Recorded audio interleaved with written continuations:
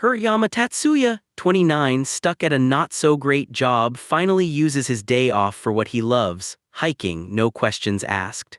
But when he's heading back through the city, he suddenly trips over a strange, magical circle etched into the ground. In the blink of an eye, Tatsuya found himself staring up at a king perched on a throne, surrounded by plush furniture, a silky red carpet, and armored soldiers lined up like guards on every wall. Hirayama glanced around and spotted a crowd of brown and blonde-haired people, men and women in blazers that screamed high school, yet carried the attitude of outright delinquents, like they were trapped in the same mess as him. And then the gang's leader, a blonde with missing teeth, grilled the king about this place. The king declared, "Welcome to the Kingdom of Ireland. Every 100 years monsters come roaring in and the world pays the price. Each attack crushes the land and tramples cities, leaving everything shattered because these monsters are brutally unstoppable, and the knights plus the adventure guilds can't handle it. So they summon heroes from Earth, people with unreal power and skills strong enough to survive the impossible." Then the king slapped down 6 gleaming silver cards, each stamped 5 cm by 1 cm, 1 card for every pest and 5 more for the gang. The gang's leader, blonde hair blazing and 2 missing teeth, grin beamed and declared that the lightning attack on his card was the one he'd unleash. But when the pest finally got its turn, the blonde gang leader was hauled in by the old man.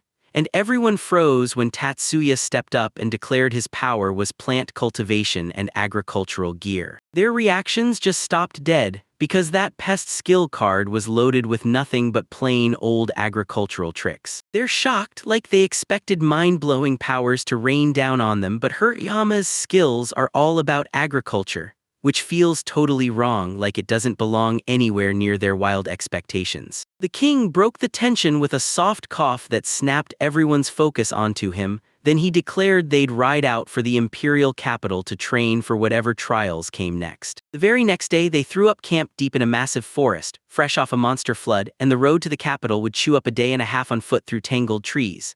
Their only guide was a magical compass that pointed the way because they'd been warned. This isn't just a forest, it's a labyrinth packed with monsters so brutal they make grown warriors tremble, and it's all called the Forest of No Return. Before they even left the kingdom, a legendary priest handed them amulets, so out in the forest, they could stroll in like it was nothing. He swore that for the next 48 hours, no monsters would show up, unless they picked a fight and provoked them, so they could cut through the forest with monsters staying off their backs for now. And yeah, Tatsuya's not-so-great farming skills, the hero group had already noticed. They avoided him like he was poison, and it turned into his new normal, so Tatsuya started feeling totally shut out. One night, Tatsuya snapped away from their camp, buried himself in a sleeping bag, and drifted off, only for everything to flip while he was asleep. A man with missing teeth and a Momoto checked in on him, and sure enough, some in the group decided Tatsuya's useless farming skills were a risk to everyone's safety. They didn't want to kill him outright and look bad, so they chose the forest instead, like letting him disappear was basically the same as death. A black-haired girl cracked with a bit of regret and whispered an apology to the sleeping Tatsuya. But it was too late to change things, so the whole group decided to drag everyone along anyway, and while the king stocked up on water, food, and cash, Tatsuya was left with nothing. Next morning, when Tatsuya finally wakes up, he finds his school hero crew totally gone, poof, vanished overnight. Tatsuya lays out his gear: sleeping bag, water bottle, knife, pot, plate, salt and pepper, chocolate bread, and solid curry. But it's all doomed to run out in a single day, and the real nightmare is water, even with his 1,500 milliliters to get him through. Tatsuya knows the water won't last, and the king's warning still echoes: this forest is crawling with monsters just waiting to strike. With food and water running thin, he can't shake the fear that something could jump out at any second. Tatsuya finally snaps into reality: if he doesn't chase the basics, he dies. He knows wandering blindly means death, with water and food already running scarce, but he still fights to stay alive, pushing himself to learn everything about the world around him. In the moving scene, Tatsuya's focus locks in on 2 things: shelter and food, because he knows he can last a week without food, but without water he's done. Tatsuya finally clocked the truth. He'd only last 2 or 3 days then. Before he found the cave, he spotted a river out in the wild around him. But the water was clouded and grimy, totally unsafe to drink. Tatsuya understood he had to filter the water before boiling it to wipe out bacteria and germs, but he had no clue how to do it right. So he paced, stuck, and fretted over wanting internet access to finally figure out a real solution. Out of nowhere, he realized one of his wild skills was a level 10 clean search. Tatsuya decided to unleash it in a world where level 5 was the ceiling. With a level 10, he sat at the top of abilities so unreal they felt like miracles. He pulled out his phone, and somehow the battery kept going forever with a signal so perfect it felt unreal. The story keeps rolling as Tatsuya outsmarts the water problem. He filters and boils it until it's safe, exactly like the level 10 clean search instructions he dug up. After he finally secured clean water, Tatsuya finally clocked the real issue on his hands: food and only food. So he charged into the forest, snagged nuts, and hunted animals to keep himself alive. While Tatsuya was tearing through the forest hunting for food, he suddenly froze, because right there in the dirt lay a skeletonized corpse, completely unexpected. Even with his stomach twisting, Tatsuya still forced himself to say a prayer for the dead. Then panic hit when he spotted farming tools strapped to the corpse. Tatsuya stumbled on the ruins of a busted hut and the nearby fields, and that's when it hit him: this place belonged to a farmer. Then the pieces started to scream one brutal truth: the man might have died of sickness. While he was out in the fields, Tatsuya stumbled on a rusty knife lying right beside the corpse. It turned out the guy was just a local farmer, and that single detail hit Tatsuya like a spark. Suddenly the whole place made sense, and now he couldn't stop wondering what really happened there. Tatsuya got hit with the harsh truth: this other world didn't just bring monsters, it brought starvation too. So he tore through the ruined hut, hunting for any food he could save for later, but all he managed to find were a few tables. If Tatsuya could just use his skills, he'd start eyeing the abandoned land around him and thinking, maybe I can farm again. But the place was choked with wild grass and there weren't any seeds, so he stood there completely baffled about where to even begin. Then boom, Tatsuya's level 10 creation skill kicked in, letting him forge seeds, and his display revealed the wildest part. The fastest plant he could grow had already started sprouting beans. Tatsuya's heart slammed when his skills unleashed miracle-level power. 1 second he understood nothing. The next he was staring at bean sprouts in his hands like they'd appeared out of thin air. Tatsuya racked his brain about bean sprouts and realized they thrive when the lights go out. Then he spotted the trick. Once they're tucked away from the sun, you can plant them within a week, and with his seed-making skill, he can kick farming back to life in that abandoned place. Tatsuya got a bundle of ready-to-plant seeds, then grabbed a shovel and carved fresh holes into the soil, until a shock hit him when his farming tool skill kicked on at level 10. This power let him swing the land tools with effortless speed and total control. That's when it hit him: this skill wasn't just useful, it was downright cheating level broken. Tatsuya effortlessly churned the dirt around the spot, then sprayed vegetable seeds straight from his palm, and once they were in, he hauled up cover from the ruins to shield his fresh crops like a pro. Once again, Tatsuya snapped to attention as a divine voice dropped a new power on him: cultivating level 10 plants. He was dying to ask more, but his questions got nothing back, not a single answer.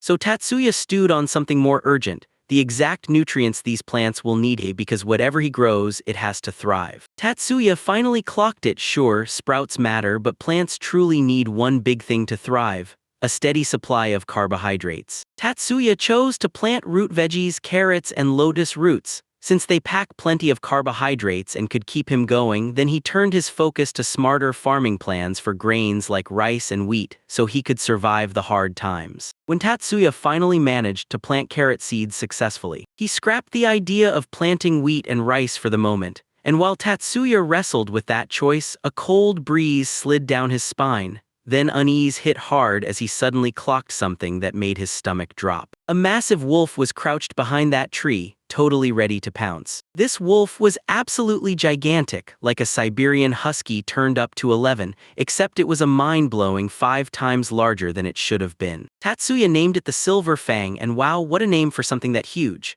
He realized this wasn't some ordinary wolf at all, but a monster so deadly it made his stomach drop. Panic and confusion hit him hard as he worried the protective charm had finally fizzled out. No time to think. Right then and there, the only move he had was to grip the pickaxe in his hand. When their eyes locked, Tatsuya felt terror rip straight through his chest. This wolf was way bigger than the tigers he'd ever seen at the zoo, and there wasn't even an iron barrier between them. Tatsuya stared down a monster that would end him in an instant, and terror slammed into his chest. His mind went blank, his body locked up in panic, and cold sweat poured down his back as he barely kept control of himself. The giant wolf charged closer, closing in fast. Tatsuya snapped his arm and swung the hole he was clutching, trying to scare it off. But the wolf was already too close, and its massive jaws shut any intimidation down. Right when Tatsuya's situation went from bad to brutal, his farming skills, especially with that level 10 agricultural tool, suddenly kicked in on their own, and he didn't even see it coming. He yanked the hole straight through the wolf's skull with a brutal blast, and the air shrieked as he stared at the carbonized remains left behind. Tatsuya jolted when he saw the wolf's flesh, even though he'd already been thinking about using the monster's meat to eat. Tatsuya stared at the wolf meat and saw it was totally carbonized from that magic blast earlier, and the moment he realized hunting monster food wouldn't be so easy, disappointment hit him hard. Finding food for the monsters wasn't what he expected. After grinding on the fields for hours, Tatsuya's energy drained fast. He was wiped out and dying of thirst, and then hunger hit like a wave, growing sharper by the minute.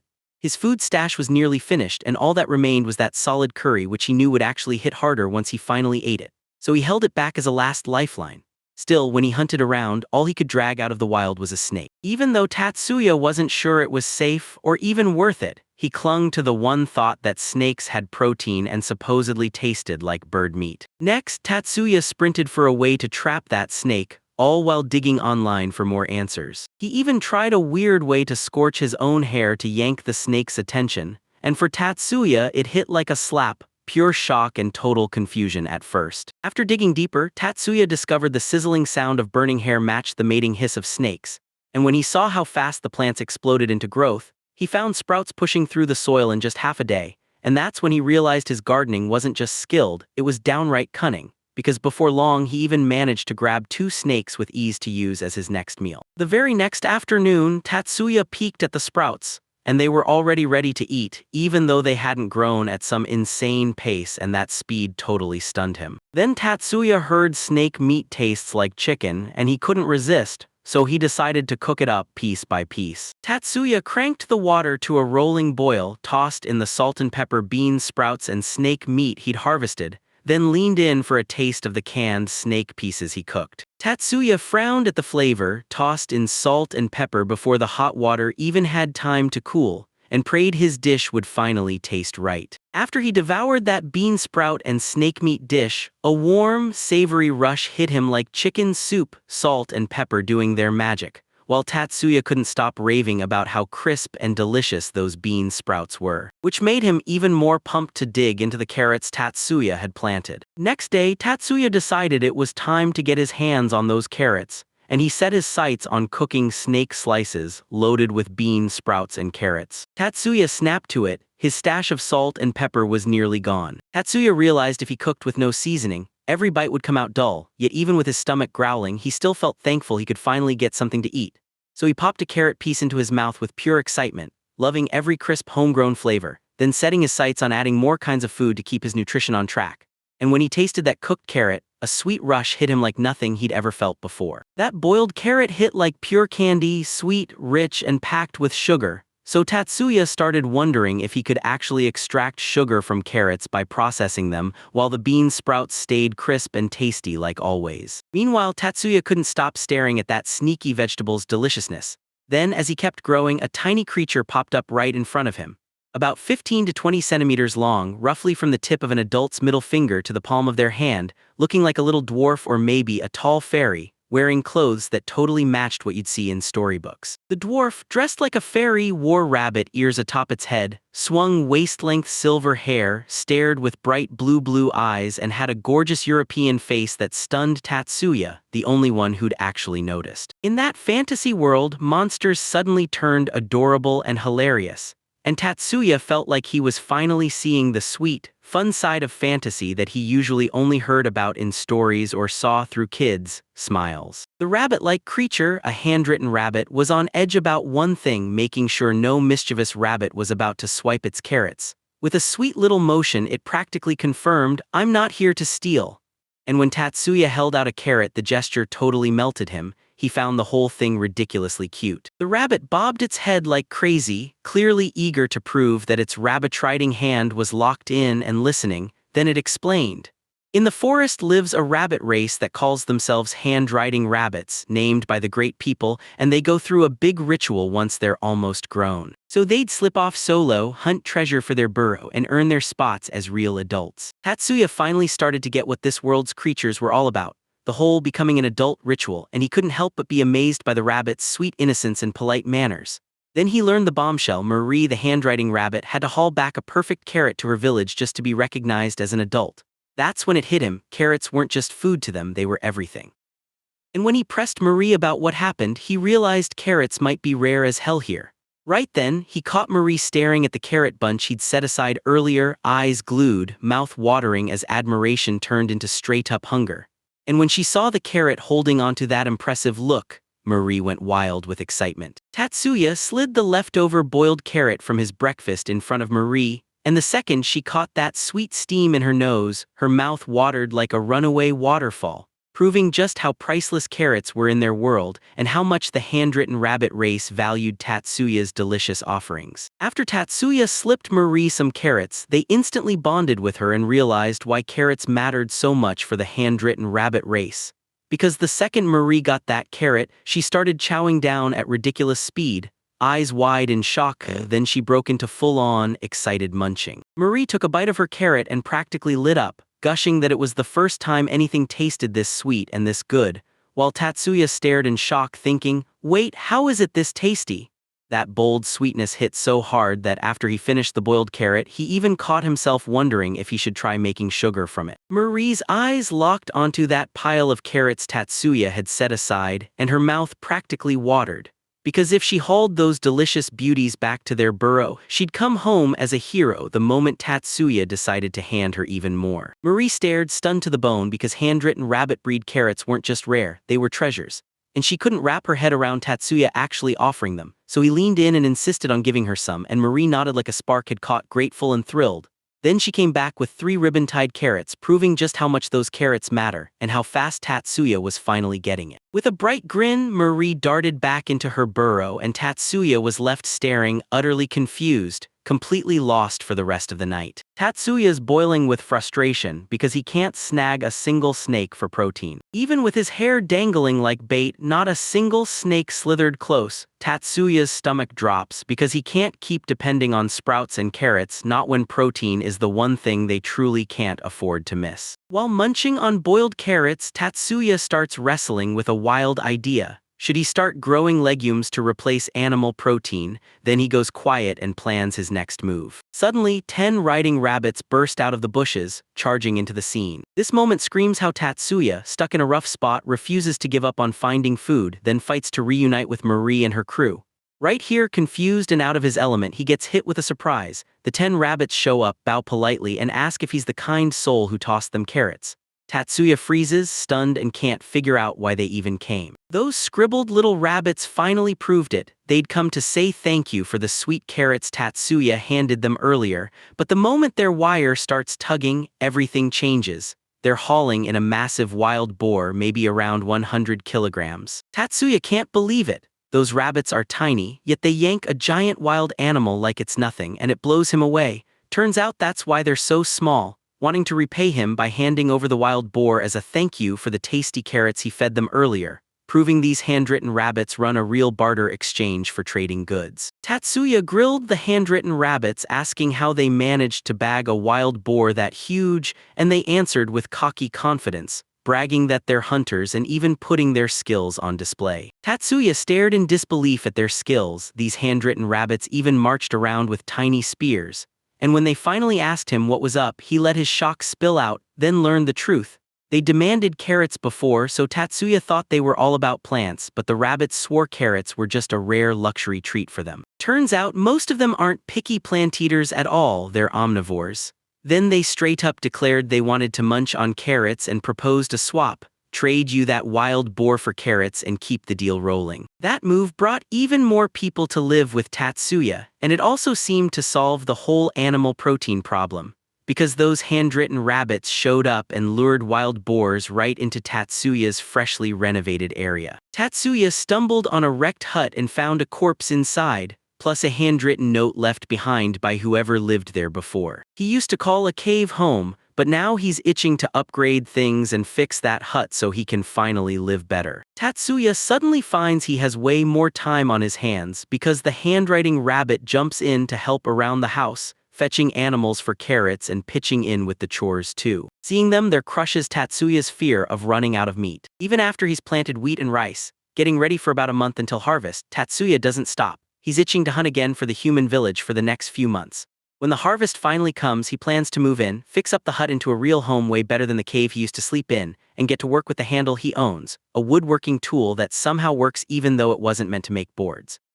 He slices through wood, but nails are the missing piece. Then the handwriting rabbit steps in, crafting nails from scraps they pull from the adventurer's corpse they've been calling the mine. Tatsuya couldn't believe it. The handwriting rabbit didn't just act on animal instinct. It even showed real brains, blazing fire and using the dead adventurer's tools and armor like it knew exactly what it was doing.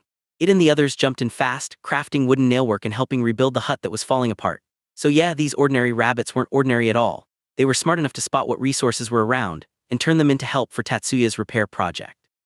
And in just one single day, they proved how skilled they were as they pulled their weight. They hauled together a pretty big hut and warehouse, then set up the kitchen gear the last adventurer left behind. They crammed a studio-sized hut for themselves, and those upgraded kitchen tools supercharged Tatsu's cooking and every meal afterwards. Plus, the elite rabbit riders kept the whole place tightly guarded so nothing could ever sneak in. Tatsuya finally decided it was time to break out of the cave, so he used the last of his curry to whip up a special dish to celebrate. An outrageous curry brewed from wild pork and heaps of carrots, pure celebration of his move into the new hut. Here, Tatsuya sets down a steaming bowl of carrot curry, and that handwritten rabbit absolutely goes wild for it. They're so crazy about it that they scarf the curry down fast, before Tatsuya even gets a bite. The scribbled rabbit grins like it nailed the whole thing, then drops into sleep mode on the spot, right where it belongs. One of them even curls up and sleeps right on Tatsuya's lap, then it hits him. That scribbled rabbit somehow really likes it like a dog or a cat coming over for attention. After the person feeds them, Tatsuya can't resist and gently pets one like you de-stroke a cat or dog, and when he does, he realizes their ears and tails look super soft and feel downright amazing to touch. The second Tatsuya brushes the tip of a handwritten rabbit's tail, the rabbit jolts with surprise, shoots him a lightly teasing reaction, and then, smiling, demands he do it again. Tatsuya toyed with the tip of the rabbit's tail, and the rabbit jerked into an unexpected reaction. After Tatsuya plays with one of the handwritten rabbits, the little rabbit jolts with surprise and blurts out that Tatsu's technique is insanely impressive. Then its eyes droop, and it finally collapses into Tatsu's lap and falls asleep. The next morning, Tatsuya jolted awake, and when he scanned the warehouse and every inch around him, the rabbit's handwritten notes were nowhere to be found. He tore through the place but couldn't spot them. Now his mind was spinning with pure confusion, and he couldn't wrap his head around why they vanished without a single goodbye. Tatsuya threw himself back into the garden, then butchered the wild boar meat piece by piece and filed his report for the day. Even though Tatsuya was stunned by the rabbit's sudden exit, he shrugged it off and barreled right into his everyday routine. No time for overthinking. After the handwritten rabbits vanished, Tatsuya felt a heavy loneliness sink into his chest. But once night rolled in, he realized his loneliness wasn't going to change a single thing. Suddenly, this drop-dead gorgeous girl burst onto the scene with 30 handwritten rabbits, and tucked inside her was a rabbit-like creature big enough to feel human-sized.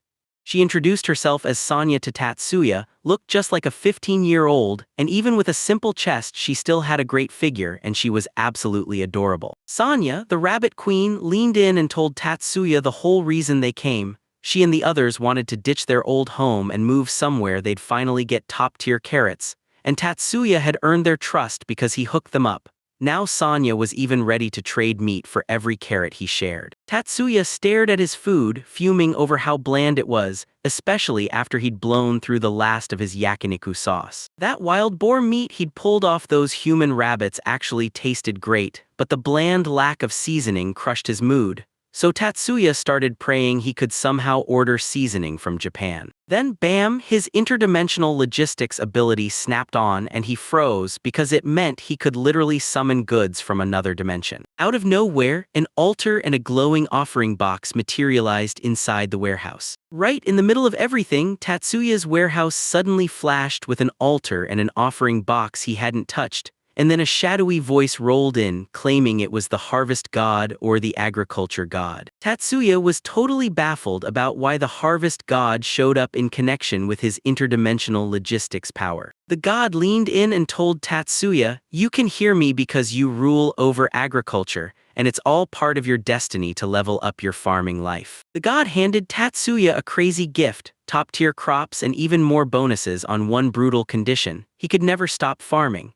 Tatsuya was totally baffled because all he really wanted was some spices for his meals. Still, the god nodded and made it clear Tatsuya would be rewarded with delicious, high-quality harvests. Tatsuya's mind basically blew when he realized his interdimensional logistics lets him snatch items from the previous world, and the harvest god even swore he could order anything he wanted through the gift catalog, yes, even from that past place. Tatsuya flipped through the catalog for yakiniku sauce and spotted it, priced at about 278 yen. The harvest god demands payment, straight cash for the item, then tells him, "Even I need money to keep this going." The god tells Tatsuya he can toss in world currency as an offering and boom, he'll turn it into Japanese yen. But when Tatsuya looks at his life right now, he's got zero money to his name. Even with all the power a god has, they still can't stand alone. They need the worshippers who back them every step of the way. Tatsuya leans in and demands to know if Sonya's got any money. Sonya tells Tatsuya that their group doesn't really do trading or buying and selling, but she's got a nasty little habit. She rips a bag of gold coins off an adventurer's body and offers it to Tatsuya, charging him just 1 carat. Then she drops a huge sack stuffed with over 100 coins in front of him, and there's no way he can lift that weight without struggling. Sonya hands over a bag of gold coins as payment for just 1 carat, and you can tell gold isn't all that special to rabbits living in the woods. Humans, though, those same coins look priceless compared to carrots, because to the rabbits, food is the real treasure. Tatsuya flicked a gold coin into the offering box and launched into a godlike ritual. Then he checked the digital balance on the catalog cover, and just *1 yen stared back at him. Tatsuya was stunned and crushed, because he swore the gold coin's real value was way higher than the harvest god had dared to show. The harvest god finally spilled the truth, that this whole deal was just how gold gets turned into real value, but Tatsuya couldn't shake the feeling that the payoff was weak. He noticed something gutting. The harvest god was getting nowhere near the massive stacks other gods raked in, like the business god and the birth god, who chowed down on thousands of offerings in one go. So even though Tatsuya dreamed of a much better conversion for his coin, the harvest god seemed stuck, barely able to pull in big offerings, while other gods were drowning in them. And to make it worse, Tatsuya kept reaching out through the offering box, throwing in money as payment for the harvest god's ability to send items back from another dimension. Even though Tatsuya's irritation sparked at the harvest god's straight-up demand, he quickly saw how valuable that power was, and decided it was worth paying for. As he dumped a mountain of gold coins straight into the offering box, the room felt like it tilted with destiny. The catalog's price balance suddenly flipped to 3.25 yen, and Tatsuya's heart lit up. He was finally going to grab the yakiniku sauce he'd been craving for ages. Then, with the sacred power of the harvest god, boom, a bottle of yakiniku sauce materialized right in front of him. That smoke burst proved it. Harvest god power could snatch Tatsuya's wishes out of the air the instant he asked, but only if he paid up with offerings. Right here, Tatsuya whips up a meal using the fresh yakiniku sauce he just grabbed from the harvest god. He cooked the wild boar meat in the sauce, then tossed in carrots and Sonya's sprouts. That handwritten note hit them hard, and they couldn't stop gushing about how shocked they were by just how delicious it was. Tatsuya couldn't wait. After taking a bite of wild boar soaked in yakiniku sauce, he eagerly dug in and tasted every bit. That rich, sweet meat hit him like a miracle, so tender it practically melted on his tongue. The sprouts crunched in every bite, and their fresh aroma made the whole meal feel like a win. Everyone who tasted it lit up with praise. Tatsuya loved what he'd cooked with the yakiniku sauce, and Sonya and Tatsuya both couldn't believe how insanely good it was. with Tatsuya even pointing out how the carrots brought a sweet kick to the flavor. Then their talk veered into a wild question: what happens when you eat meat and specifically rabbits? Sonya admitted that when she downs a bunch of rabbit meat, she ends up feeling uncomfortable in certain areas. Tatsuya blinked in shock at that comment, like seriously, after all the times they've teamed up for fun together. Then Sonya slid in next to Tatsuya and warned him that juggling activities multiple times a day can wreck you both physically and emotionally. The very next day, Tatsuya hit a wall. Everything was about to max out and the garlic harvest work still wasn't done. So he pivoted fast and planted celery and sweet potatoes instead to boost his health and stamina. Tatsuya got to work in his field, planting vegetables with pure skill and wild creativity. Then, out of nowhere, he spotted a human figure with fox ears and a swishing tail, and when it stepped closer, he realized it was a fox spirit adventurer. Tatsuya froze in shock because he never thought he'd meet a real human inside the forest everyone fears. The forest of no return. Arisa turned to Tatsuya and demanded to know what he was doing here, and Tatsuya froze, because earlier he'd been with Sonya and the rabbits, not her. Yet that shock became the spark that pulled him into new faces and fresh events tied to his world around him, while Arisa and Tatsuya discussed how they survive monster attacks in their fantasy realm. Arisa pointed out two things in her bag: one scent pouch that shoos monsters away, and a barrier spirit that traps everything in a spiritual field monsters can't stand. And Tatsuya just stared, shocked, because he'd fought tons of monsters, yet he never used protection like that. Arisa couldn't stop wondering why monsters never seemed to swarm Tatsuya, and he finally told her. He just smashed them with his pickaxe, no fancy protection needed. Then Arisa pushed, asking why Tatsuya was in that spot, and Tatsuya blurted, "I'm a naked dancer." Then he tried to ride the conversation like a wave, explaining the area was way safer than the brutal underground zone next door, where tons of high-level adventurers met their end. So he fended her questions off with a generic answer that still fit the moment. Arisa told Tatsuya that her job as a nude dancer was to brave deadly dungeons, snatch the gear from fallen adventurers and haul it back to the guild, but Tatsuya warned her she couldn't go in alone. It was too dangerous, and then she took a sip of the herbal tea he served, lit up, called it delicious, and the conversation turned serious for real. Arisa told Tatsuya about a city about 40 kilometers southeast of where they were standing right now. Arisa laid out the chaos in the city. Politics were shaky and security was falling apart, so Tatsuya held off on heading there until he could dig up the truth first, proving he wasn't reckless, just careful and ready to plan his next move. Just as the mood settled, one of those scribbled rabbits burst into the hut, crawling and springing straight onto the table, then shamelessly gulping down Tatsuya's tea without a single word of permission, leaving him stuck with nothing but a bitter little smile. Arisa, who'd been sitting with them, suddenly snapped into panic. She stood up, staggered a few steps back, and trembled as a scared voice spilled out. She demanded Tatsuya explain the handwritten rabbit that had just appeared out of nowhere. When that rabbit showed up, Arisa's reaction hit like a lightning strike. Curiosity and tension instantly snapped into the air, and her shock only grew when she learned Tatsuya could train that handwritten rabbit by feeding it carrots. Tatsuya told Arisa the rabbit wouldn't just take the carrots, it would repay the kindness, and that's why it stayed close, so Arisa stared in shock, stunned that he could tame a hand-drawn rabbit just by feeding it. Then Arisa leaned in and grilled him about the wild boar's skin and its fangs. Ever since that handwritten rabbit showed up, Tatsuya had been leading the hunt, and when Arisa saw how effortlessly he handled animals, plus the fact that the rabbit had once brought down a wild boar, the whole moment snapped with curiosity and tension.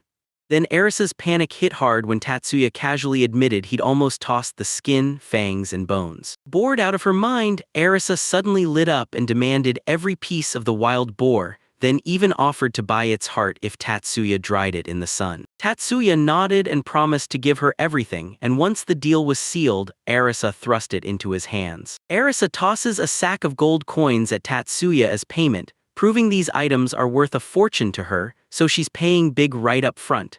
She hands him a down payment for the forest boar's fangs and bones, swearing she'll haul them to the city to sell them and come right back to grab his money fast, keeping only her cut. Arisa's eyes gleam as she studies those items, dead sure she can flip them for a massive price. When Sonya shows up, Arisa freezes in shock, trips, and, wow, can't help but be blown away by Queen Sonya's presence, while later a king's careless step lands right on carrots guarded by rabbits that scramble near their burrow during hunting. That tiny mistake sparks a massive brawl with 200 handwritten rabbits versus an entire country, and what looks like a small incident spirals into a bloody rabbit war that drags in neighboring countries too, igniting unexpected conflicts and pulling countless sides into a war nobody saw coming. The tale shows these rabbits strutting forward and snubbing every carrot bigger nations try to hand them, insisting they're the most advanced country of them all. Yet only the carrots that hit just right for the folks from the no-return forest truly count, and they won't even entertain any carrot deals from those other giants, like the authors basically celebrating how lucky they feel. Then the scene flips, there's a rabbit scrambling up to grab a bird that should have been an ostrich, but it's huge with broad wings like an eagle, totally nothing like the usual ostrich, and it looks like it can fly. The rabbit launches into a smart, organized hunt for the bird, using a net stretched in the gaps between trees to corner and trap it. They finally got the bird, then tore into its meat, chopping it into bite-sized pieces as they cooked, while they were busy cooking up the rest of the meal. Aresha the fox girl bursts into the scene out of nowhere. Arisa's jaw drops the second she lays eyes on that ostrich-like monster. She blurts out "Death Hawk," an S-ranked beast so brutal only super high-level adventurers can bring it down, and the moment it's defeated, even its meat, claws, and beak turn into a fortune she can trade for high prices. Arisa stared in shock at Tatsuya. He was snatching rabbits with his bare hands and dropping monsters that were way too big for anyone to handle. Then she shoved a bag of cash into his arms, packed with the money from their last monster hunts. When she handed him the money, he told her it was 600 gold coins, or calcum, a rare kind where the number tricks you because the real wealth sits in the precious calcoms themselves and their size doesn't tell the value at all. That stack was huge, proof he'd crushed the monster market before. Tatsuya cracked open the truth. Arisa had paid him in orichalcum coins, a legendary, mysterious treasure in this fantasy world. And even though they looked insanely valuable, every single one only came out to 700 yen. Even with how many showed up in Tatsuya's world, these weren't worth much. Real cash easily beat them. So when it started getting late and Arisa had to face a monster-filled forest alone, Tatsuya invited her to dinner and offered her a spot to sleep in the warehouse. He even explained he'd ordered the stuff for a big train-based meal, like vegetable oil and flour, showing he wasn't just being polite, he was actually planning something warm and delicious for her. And in that cramped kitchen, everything kicked into motion. Pots hissed, oil crackled, the air filled with mouth-watering smells. The first dish hit the table, then he darted back to cook up the next batch. Along with the train, Tatsuya also whips up special fried carrots for the rabbit-handed writer. It shows how he dotes on his guest and even cooks up a dish everyone around him will love. And right after that, the rabbit-hand writer and Risa react to their train plates with non-stop excitement, grinning, snatching more, and savoring every single bite like it's pure magic. When Arisa takes a taste of the carriage, her reaction hits like a thunderclap, pure shock. Then her face lights up as that incredible flavor blows her away, screaming that this food is undeniably their absolute favorite by the way they can't stop reacting. Arisa's eyes lit up as she tasted the dish, and she didn't hold back. She praised it as the best food she'd ever had, then turned to Tatsuya and gave him a whole new, more respectful nickname, clearly showing how much she respected him. Tatsuya leaned in and told everyone why the writer's rabbit went wild for that dish, calling it a greedy little killer that never stops feeding them, praising how obsessed it was with carrots and how Tatsuya's cooking brought this weirdly wholesome vibe between him, the rabbit, and the meal he just made. Tatsuya's train rockets vanished from view almost instantly, because the whole room couldn't stop cheering for it. Right when Tatsuya finally got to ride the train he'd built, after spending forever cooking for everyone, you could feel the relief hit. Tatsuya couldn't stop grinning because he knew he wasn't the only one who hadn't tasted it. Then the moment he finally bit into the meat, that unreal, mouth-watering flavor hit him so hard it felt like pure magic. Tatsuya caught Arisa chewing it over and over, and now he totally gets why that drives him wild. Because his cooking is delivering results that impress him even more. Everyone dug in and loved the train-cooked meal Tatsuya made, so good it felt unreal. But Tatsuya couldn't shake that empty feeling. No rice, no sake. He even argued his dinner would be complete with rice, even though he'd already planted it himself, knowing harvest would take about 1 or 2 months. and in his mind Sake was the perfect partner to seal the deal. In the end, everyone still shouted that the train dinner was delicious, and Arisa even asked to join again next time. The whole night wrapped up in pure success and happiness. Right now, Tatsuya's on a mission to cook garlic steak, because he's craving that bite with everything he's got. Still, a mysterious, gorgeous woman cut straight through his focus. Cool armor, soft pink hair and all, and when Tatsuya spotted her, her sudden arrival shattered the silence inside the cabin, throwing his whole garlic steak plan off balance.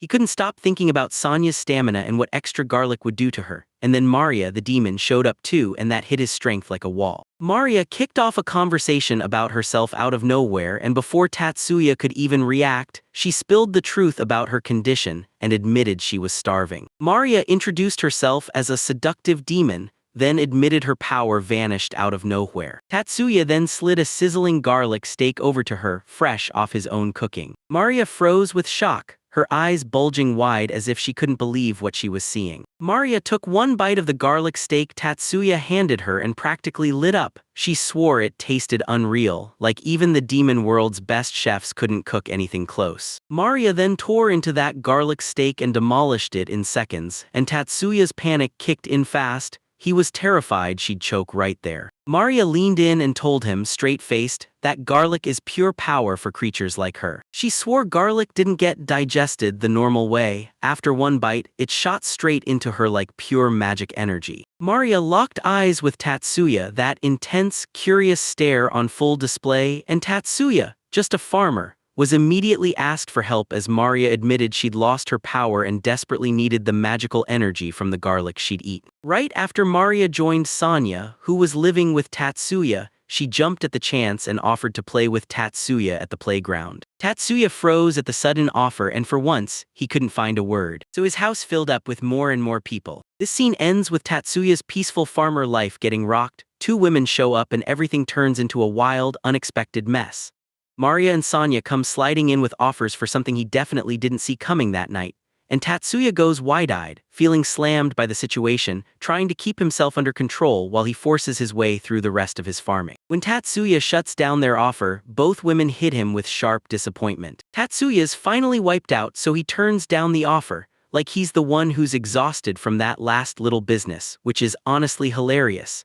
And in the end he figures Maria and Sonya are probably the ones dragging tonight, especially after Maria tells him Arisa might have fiddled with the payment from the brand new Deathhawk sale. Tatsuya, the monster, had to be 100% sure the info was real, so he bolted to the nearest adventurer guild and checked the Deathhawk's selling price himself. No guessing, no confusion, and not even a crack in his doubt about Arisa if it could be proven. He was doing this to be careful and straight up, especially with money and justice. Then he followed the plan and headed into the city to verify the price of the monster they just snagged, teaming up with Sonya, the queen of the rabbit group, because while they were there, he also wanted to hunt down household items and all the supplies they'd need. At first, Tatsuya just meant to peek at the price, but once he saw the chance, he grabbed it and went shopping. Sonya was buzzing with excitement, so she threw her hat in too and joined him. It shows how Tatsuya dives into everyday life and pulls the people around him in despite starting it all for just one specific goal. While Tatsuya, Maria, and Sonya hustle to get ready for a simple day trip into the city, and Sonya, of course, drags along a mountain of carrots to snack on. Tatsuya swore he'd buy them clothes and accessories if he had the cash, and that instantly blindsided Maria and Sonya with a shocked gasp, showing just how hard Tatsuya tries to spoil them and make them grin, even while Sonya's one-day trip ended up carrying way more care than he expected. And right then their adventure kicks off as Tatsuya, Maria, and Sonya storm through the city that leads them onward, past the forest, toward whatever's waiting next. Out of nowhere, a massive dragon crashes into their path, and they fight it off in a quick, brutal battle. Sonya and Maria teamed up and wiped out the dragon fast, taking it down in no time at all. Even with a dragon on their level, they juked every swipe and snapped back with lightning-fast, perfectly timed counters. Even with victory in hand, the fight scorches the world around them, proof that Sonya and Maria aren't just strong, they're terrifyingly elite. The tale kicks off with Tatsuya, Maria, and Sonya as they ride straight into new trouble after finally defeating the dragon. Maria yanks up the dragon's front leg and hurls it at Sonya, and Sonya rockets into the air to smash the dragon head-on. Boom. The monster gets knocked out, and then all 8 friends pile in with everything they've got. The whole fight is over in just 10 seconds, proving they're straight up unstoppable. As the battle finally ends, Maria straight up calls herself the Duchess of the seductive demon race, except she admits she's been stripped of her status back in the demon world. Then she tells Tatsuya she's grateful for how he's shown up to help her every single night, because those days of support are what got her back on her feet after she crushed the dragon. They decide to use the dragon's meat for now and haul the rest, skin, bones, and fangs, back to town to sell. After that, they'll size up the price by comparing it to other monsters too, like the Deathhawk, which is about as big as an ostrich. The tale keeps ripping forward as Tatsuya, Maria, and Sanya surge into new chaos after they finally slay the dragon. Tatsuya pulled off item box level 10, a power that shoved items into a separate dimension, letting him stash up to 1 ton with 0 time limit, and somehow keep everything perfectly preserved.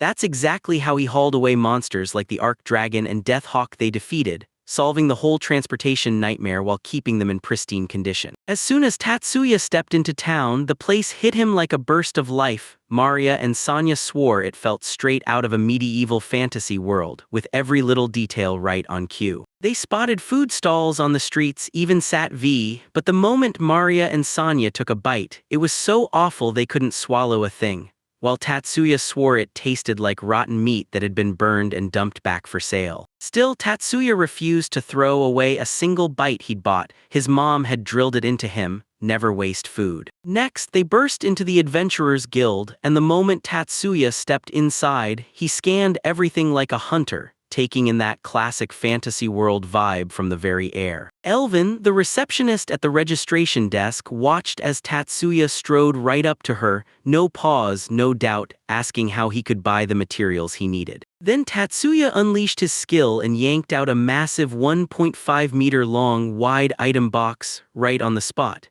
He lifted out the Deathhawk, set it down on the receptionist's desk, and watched her jaw drop in shock. Tatsuya even said he wanted to bring that monster's meat home with him. The receptionist offered to buy the Deathhawk for 1,500 gold coins, or 15, or a calcum coins, while slashing the cutting fee too, and then she realized anyone who could hunt S-rank monsters like Deathhawks was no ordinary person. Arisa, the bearded fox woman who looked after Tatsuya before, snatched up the commission after pocketing a bit of cash from the last Deathhawk sale, then decided to cash out the rest of what Tatsuya brought, 2 Deathhawks and even the head of a dragon. When Tatsuya told the guild's receptionist about those extra items, her face went white, because the for sale list didn't just include more gear, it included monsters. She couldn't wrap her head around it. 2 extra Deathhawks and even a dragon head.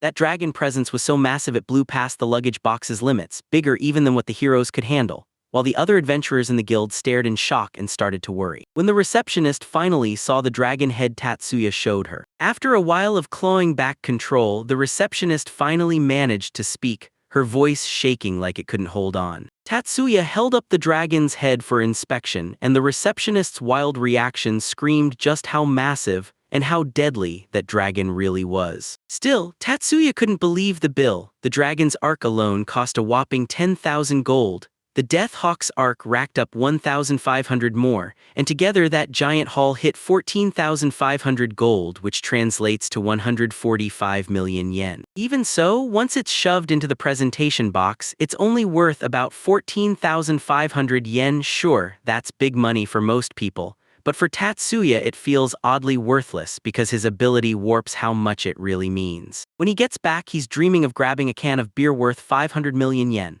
Tatsuya finally steps out of the guild, exhaling in relief, telling everyone the adventure's not over, it's still going. But when they realize the cash from his sale blows past what's sitting in the guild vault, they shove him a wait till tomorrow order. Tatsuya snaps from sheer irritation, yet he has no choice, so he grudgingly agrees. He decides to camp in the guild for the night with Sanya and Maria, but just as he's trying to keep the noise low so he won't bother anyone, everything falls apart when a restless adventurer storms into the guild with a ghost-pale face. He demands to call the guildmaster, because the forest is inside the guild and it's breaking down, stuck in a state it can't ever bounce back from, so panic erupts in the guild when a terrifying high-tier adventurer storms in and warns them. An evil Cyclops is on the loose, an SS-class monster. This news sparks full-blown panic across the adventurers and the guild, and even the receptionist snaps into terror, then bolts straight to warn the guildmaster. The monster's size is said to be around 50 meters, and that detail crushes everyone with dread. The stunned wizards blurted out their panic, and every single eye in the guild snapped to the sword warrior hunched alone in the corner, while the whole party trembled with tension because this was a do-or-die moment.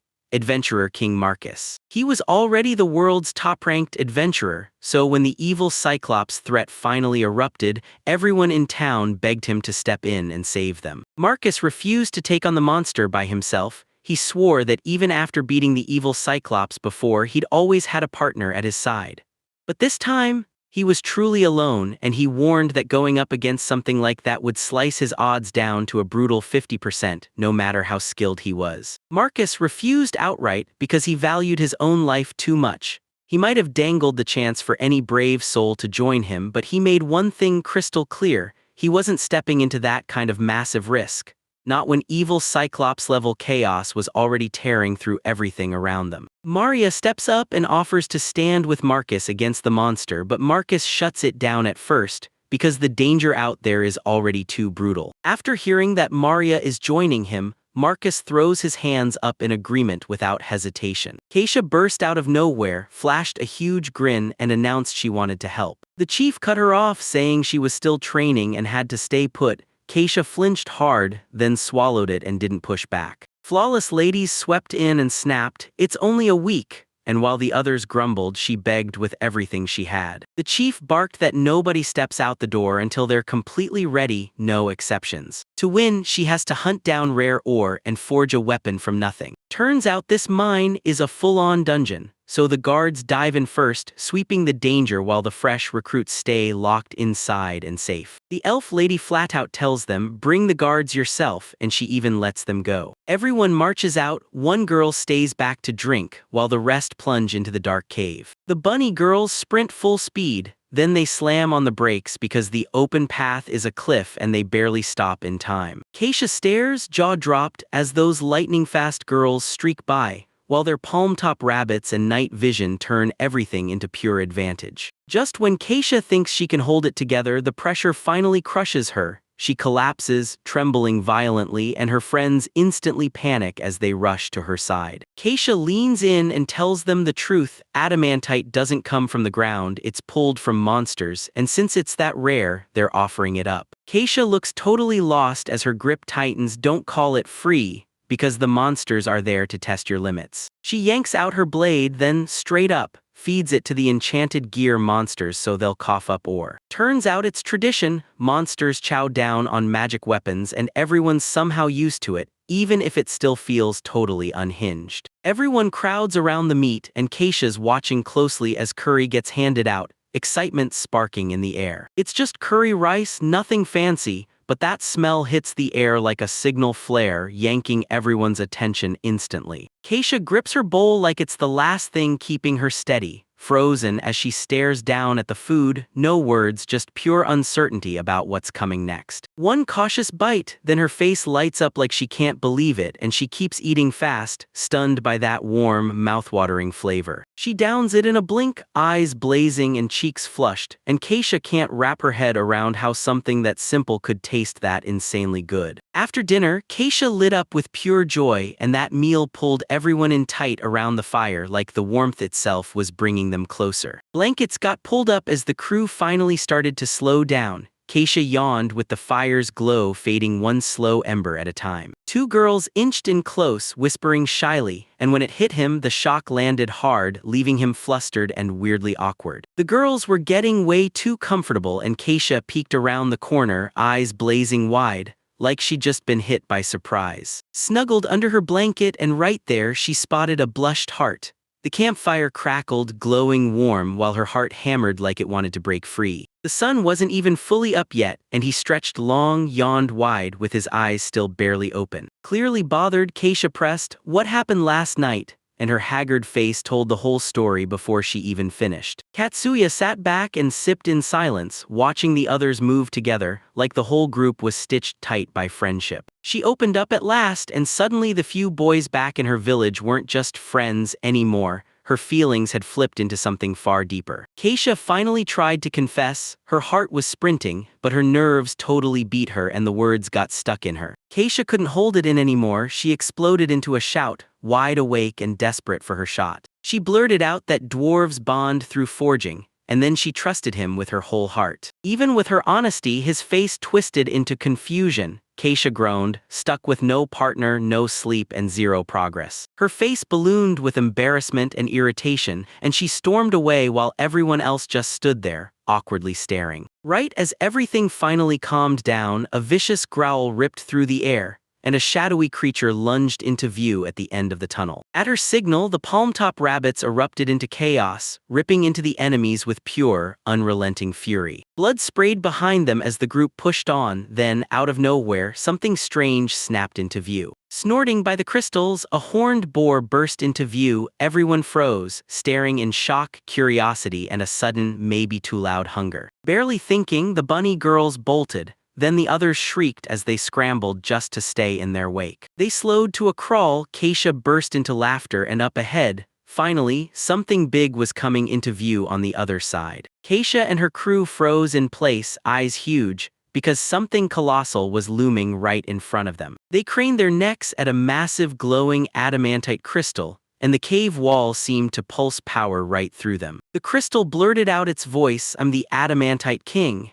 Keisha straightened up and declared her noble bloodline. Keisha thrust her forged blade forward and demanded adamantite, only for the Crystal King to shut her down with a cold, unexplained refusal. He sighed and said, "They dug way too deep. If they mine more, it'll drain the last of my life force." The group demanded to know who snatched the adamantite, and the king only said the thieves were lurking deep inside the caves. They discovered rogue alchemists were hoarding ore, so the party stepped up and offered to snatch it back. 4 of them headed out. Or even the adamantite king had already fallen to defeat, so he snapped a warning to never, ever underestimate their enemy. Those thieves got a huge assist from a foreign fighter, Miyamoto Tetsuya, and when that name hit, reactions exploded everywhere. Everyone sucked in a breath, because that name belonged to a young man they knew had terrifying power. Deep in a cavern, workers trudge between tents, yanking carts and tools through the dark while silence presses down on every move. Starved and battered workers crumple from sheer exhaustion, and the watching group finally realizes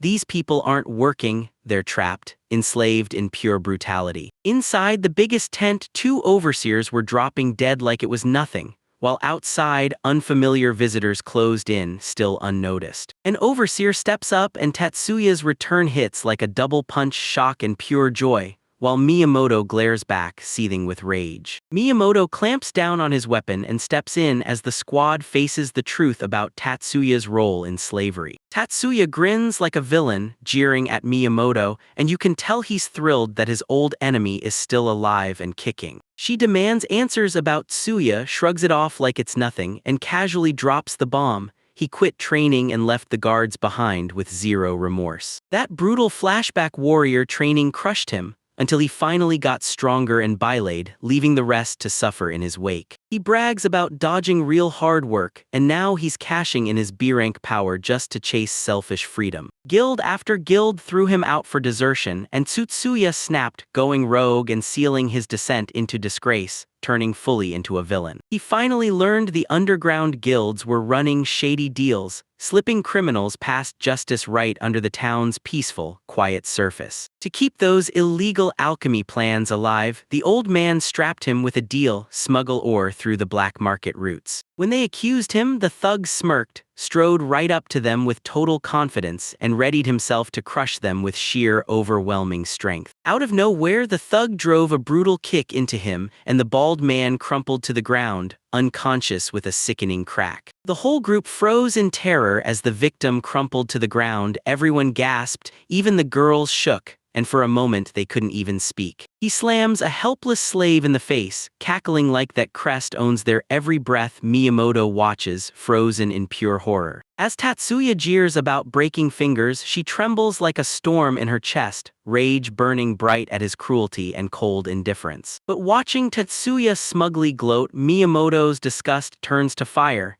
and this greedy bastard just tells himself torture is an investment because it pays. With a swagger meant to crush everyone, he mouths off about dominance, demanding submission and flaunting power, while she stares at him like he's nothing more than a monster. Tatsuya mocks Ouroboros and she kicks things off with a formal introduction, while Tatsuya's already talking like he's got disrespect in his blood. As Tatsuya sneers at Miyamoto's farming skills, cracking out cruel digs, Ouroboros' expression tightens right under his nose and he has absolutely no clue. With fresh energy and a flashing smug grin, Tatsuya brags to Ouroboros and dares him out for coffee, certain the moment he says it, he'll be showered with instant admiration. With disgust burning in his gut, Ouroboros turns to Miyamoto and, in a calm voice, asks permission to wipe Tatsuya clean off existence. Miyamoto catches it and shuts the idea down fast, smirking at Tatsuya's laughable belief that sleazy charm still works on grown-ups. Out of nowhere, Tatsuya clamps onto her wrist, fully convinced Miyamoto could never win her choice over him. Rage surges through Ouroboros, veins pounding as Miyamoto screams in full panic, terrified she'll snap and explode violently. As Tatsuya smirks and laughs, everyone else stares, sweat prickling as the silence stretches and tension keeps climbing with every second. Meanwhile, deep in the cavern, Sonya happily stacks supplies, totally oblivious as the tension nearby keeps spiking and closing in. Tatsuya freezes in disbelief, stunned by Sonya's razor-sharp confidence and effortless grace as she barks orders that keep everything moving. Tatsuya's heart slams like a drum as infatuation takes over. Sonya's beauty hits him so hard he's left speechless, completely forgetting where he even is. With smug confidence, Tatsuya sweeps his hair back and lets himself bask in the fantasy of stealing Sonya's affection. Suddenly, every gaze snapped to Tatsuya as Sonya stepped forward with zero interest, like she couldn't care less. Tatsuya declares himself a hero and shouts his way through a desperate plea, promising wealth and fame like he'll grab glory at any cost. Sonya fires back with a vicious punch, smashing his face mid-sentence and shutting his cringeworthy offer down on the spot. Tatsuya slams straight into the wall, body twitching from the impact, while the whole camp stares, silent, frozen, and shocked. Sonya scrubs her legs clean and blasts Tatsuya as scum, and Miyamoto strides right up to him, no hesitation at all. With zero effort, Ouroboros hoists him one-handed, and warns that anyone who dares to mock her master will face serious, instant consequences. Without asking a single thing, she slams in with a brutal punch, Miyamoto's huge frame taking the hit. Then it clicks.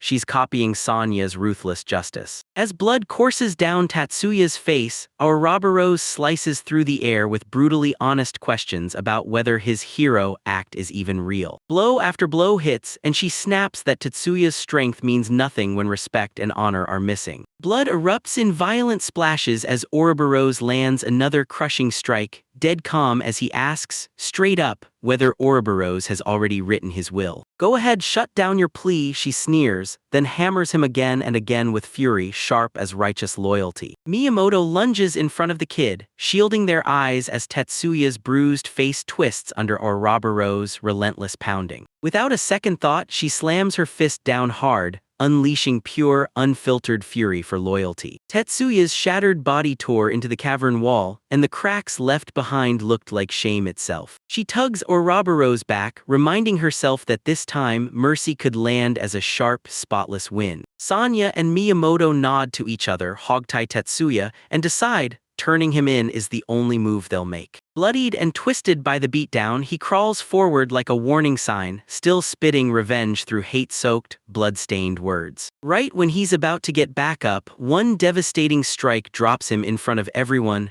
out cold. Miyamoto slams his foot down with a final, icy stomp, crushing the very last bit of Tetsuya's crawling fight. The whole group stares at Tatsuya's survival, then breaks into barely there. Ouroboros smirks, totally unmoved by his grotesque condition. Sonya rallies her bunny warriors and with a sharp signal she orders a brutal retaliation, while Miyamoto realizes the trouble's about to explode. Without hesitating, Sonya orders a total elimination and her squad erupts in cheers, while Miyamoto quietly trembles at what's about to hit. Miyamoto snubbed every warning, charged ahead, and slammed straight into a brutal trap that crushed his skull on the spot. Seething over the betrayal, the twins surged into the attack, steel flashed, blades tore into flesh, and blood splattered through the air as screams erupted nonstop. Right there, your ally shook with disgust as the others just smirked, completely untouched by the brutal spectacle tearing through the scene. Miyamoto's mutilated body crashed to the ground, and the bunny girls swarmed in, forming a magic circle around him for the final, crushing blow. His corpse jerked and twitched as razor-sharp roots burst up from the ground,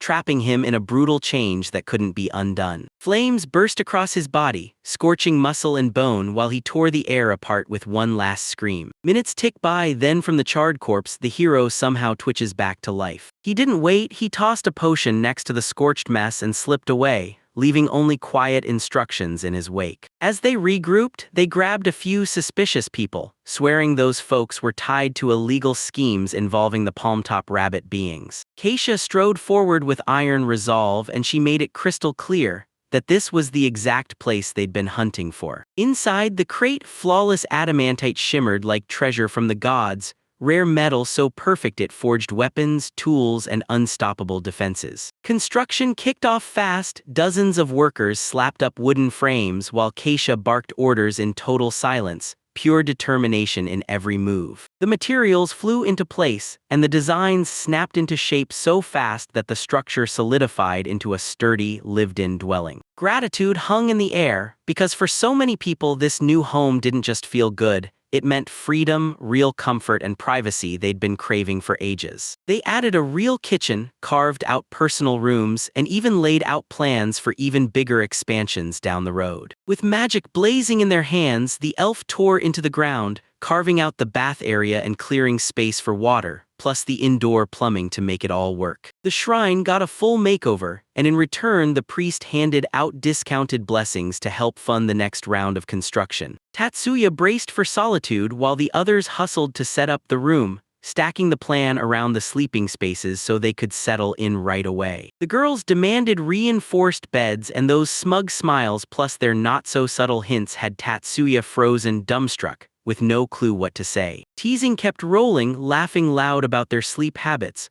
while Tatsuya's unease kept swelling right there on his face. Tatsuya couldn't believe it. Sure, they had private rooms, yet the whole crew still demanded they squeeze onto the same bed. Confusion rippled across their faces. None of them even thought to crash in their own rooms. Sleep crept in as construction finally wrapped up, and the crew dropped outside, wiped out from a whole day of hammering but grinning because they'd done it. Every girl's eating habits were wildly different, hunger kept creeping up, and their mismatched cravings turned meal planning into a total nightmare. Tetsuya clapped with full confidence, and with a single thought, he conjured a stew that could satisfy every craving. A steaming stew brimming with vegetables, mushrooms, and wild boar roared to a simmer, heating up into pure perfection. With just one bite, everyone froze in shock. Then flavors detonated on their tongues and compliments came pouring out nonstop. Tatsuya laid out where every ingredient came from, and the boar had everyone who'd remembered that hunt earlier staring in awe. He dug into the fat sweet goodness, busted out laughing, and even joked he could hawk this same recipe back in Japan. Before he knew it, the pot was bone dry. Tatsuya had totally misjudged their hunger and how insanely good that stew was. After they cleared the stew pot, they fired up a rice soup with the leftover broth and every bit of remaining food. The pot bubbled with steady heat,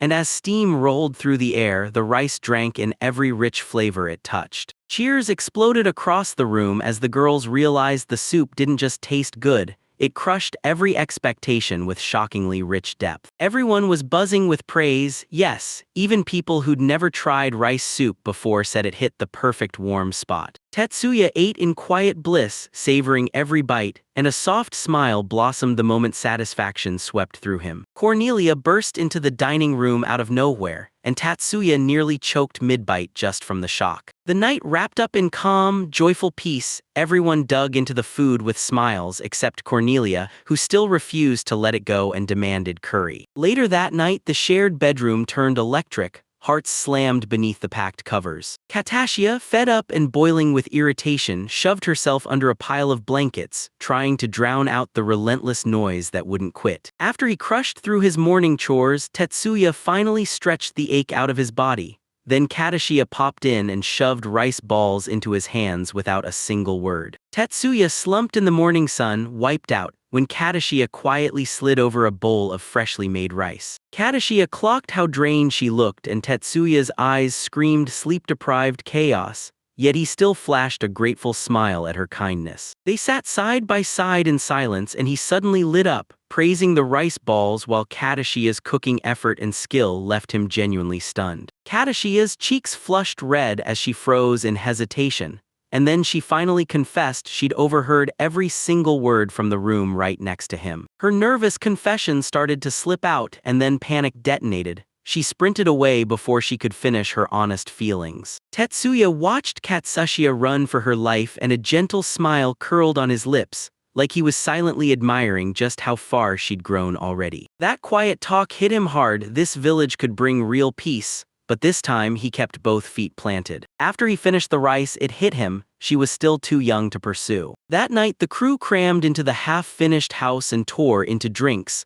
laughing like they'd earned every second. Exhaustion finally crushed them. Bottles were scattered everywhere as everyone dozed off peacefully right in the middle of the festivities. Tatsuya stumbled back to his room, absolutely drained, replaying everyone's drinking habits and the terrifying pile of future expenses. Sure he'd finally get a calm night, he dropped onto the bed, thankful for the rare chance to sleep without a single interruption. Katashiya burst under the covers, flustered and exposed, so sudden it slammed him flat, totally off guard. Both guards went stone still, silence choking the air, tension roaring, and Tatsuya's heart slammed as he finally caught up to it all. He softly urged her to go, honoring her feelings while firmly setting the boundary. Katsushia sat there trembling, clutching back tears, terrified her feelings would be welcomed or shut down for good. Overwhelmed, she blurted out, "Is it really wrong for me to crave love and feel seen?" Tetsuya panicked on the spot, scrambling to draw the lines, because he was terrified of how it would look, whether it was right, and how fragile her heart might be. The misunderstanding only got worse. Katashia told herself their rejection was just about her looks, not her maturity, and she pushed even harder to prove she deserved to be seen differently. She unleashed a secret power, reshaping her body in an instant, praying it would make him see her in a whole new way. The dwarf girl leaned in and spilled her family's blacksmith legacy. Then she blasted her magic into her body, pumping strength into the weak spots she was born with. Drenched in enchantment's power, she stood tall and proudly showed off her strong, youthful, battle-ready form. He fidgeted out a nervous rule. Age isn't negotiable, looks don't decide, so he made it clear who's safe to keep close. She blurted her age out loud, confident, curious, while he froze, muscles tight, waiting for the truth to hit. Lightning snapped in the air as she answered with iron certainty. She was 112 years old, and it left him stunned, speechless. With a shaky smile, she added up her age, 100 plus 12, praying he finally got it. She wasn't a kid anymore. He soothed her with steady warmth, clocking how grown-up she was and melting her discomfort with non-stop, gentle affection. Tears burned in her eyes as she pressed him for the reason behind his hesitation,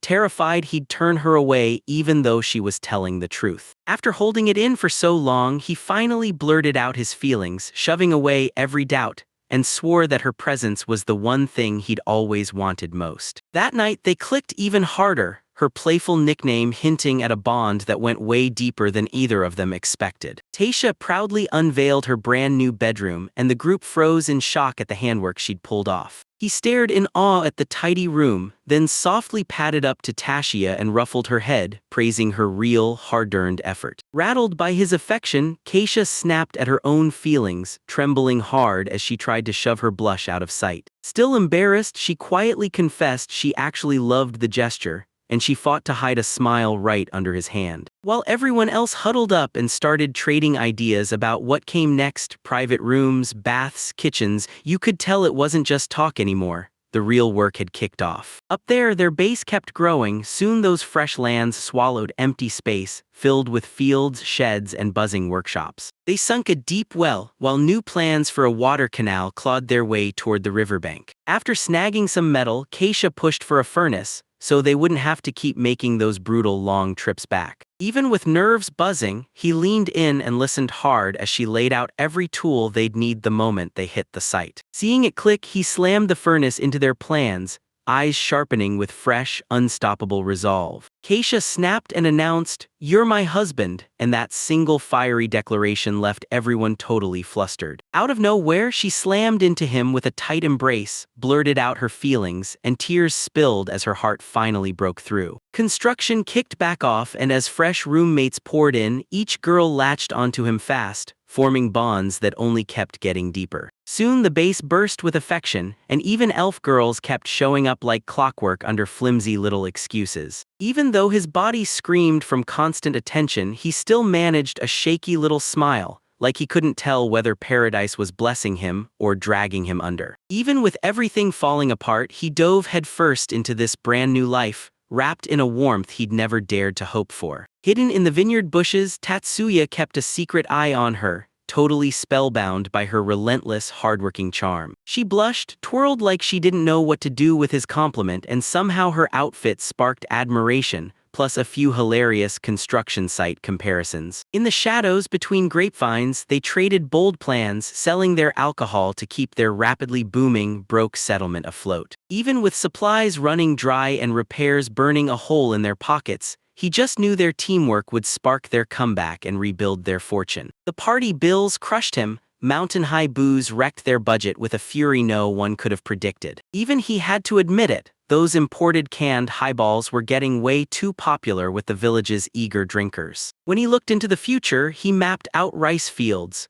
because the next wine and sake plan demanded serious farming money for the long haul. With pure skill, he dialed grapes' sweetness to perfection, and she rewarded him with playful praise that practically sparkled. For Cassia and anyone who couldn't handle heavy booze, those juice-style wines felt like a warm invitation instead of a punch to the gut. To claw his way back to stability, he opened a no-frills shop, praying it would finally put an end to his money worries. Over dinner, Curry kicked off a debate about drink pairings, and Cornelia beamed as she boldly declared, "I'm a wine lover." He stared at wheat and pork cutlets, already realizing they'd be scrambling for more breadcrumbs any second now. When Tatsuya came back from the fields, everyone greeted him with bright smiles. Then his heart sank because the little ones were gone. Turns out Maria dragged them out hunting, and just like that, the house fell into a weird, peaceful silence. She hit them with the practical truth: more prey means more money, and if they keep their finances straight, it all turns into income. Emotion crashed over him. He broke down in sobs, clutching the moment as her efforts and their teamwork lifted the young together. Her teasing snapped into heat. She accused him of being lazy while the little ones outside busted their tails. Pouting hard, she demanded head pats, and he knew if he refused, it would explode in his face emotionally and romantically. With a reluctant sigh, he brushed his hand over her head, and just like that, her whole mood lit up,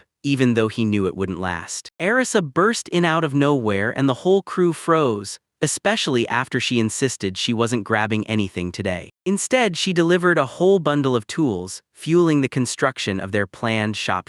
Tatsuya shot her a grateful nod, stunned when Risa told him she was a support-type adventurer, built to aid, not to step into a fight. She admitted it outright. Running from fights was her plan, because staying alive mattered more than showing off reckless strength. Tatsuya peppered her with doubts, replaying her showdown with the elves, while Arisa fought tooth and nail to find the right words. Arisa smirked with full confidence, taunting that he already knew everything about her, down to the secrets nobody else even suspected. She offered to swing by and deliver the tools, then leaned in and asked when he was free for the rest of the week. Without a second to breathe, she crushed him in a tight hug and promised, right there, that she'd be free again the very next day too. Arisa called it a date and burst into town-inviting mode, catching him so off guard he didn't know what hit him. Even though he was totally confused, she doubled down and insisted she needed to apologize the right way for tricking him back then. He agreed to go while Sonia turned down the invite, pretending she was busy with chores. Caught off guard by the question, Sonia threw out excuses, but everyone smelled the truth. She didn't have real work plans at all. He hunted for other options and even thought about running with Ouroboros, until every single person shot him a suspicious "sorry, I'm busy" and dodged out of the conversation. Right before they headed out, Arisa teased him,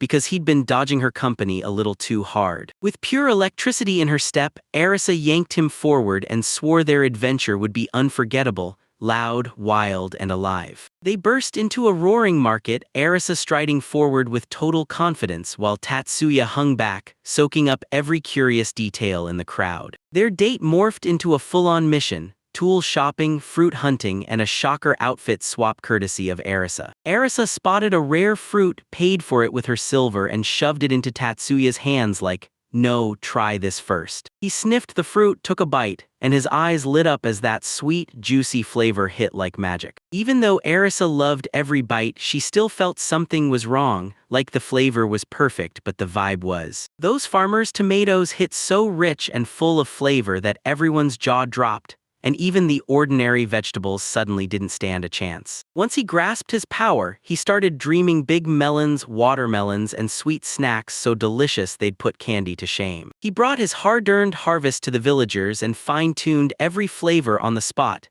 nailing each person's cravings one by one. Even the doubters got blown away by his skills, and yet he kept his feet on the ground, chuckling nervously whenever someone called him humanity's strongest. He slipped home in silence, unnoticed by everyone, and for a moment he basked in a life of beautiful company until everything changed. She brushed off his doubts and swore it wasn't power that earned his trust, it was his kindness. With her eyes on the past, she confessed she'd be punished like everyone else.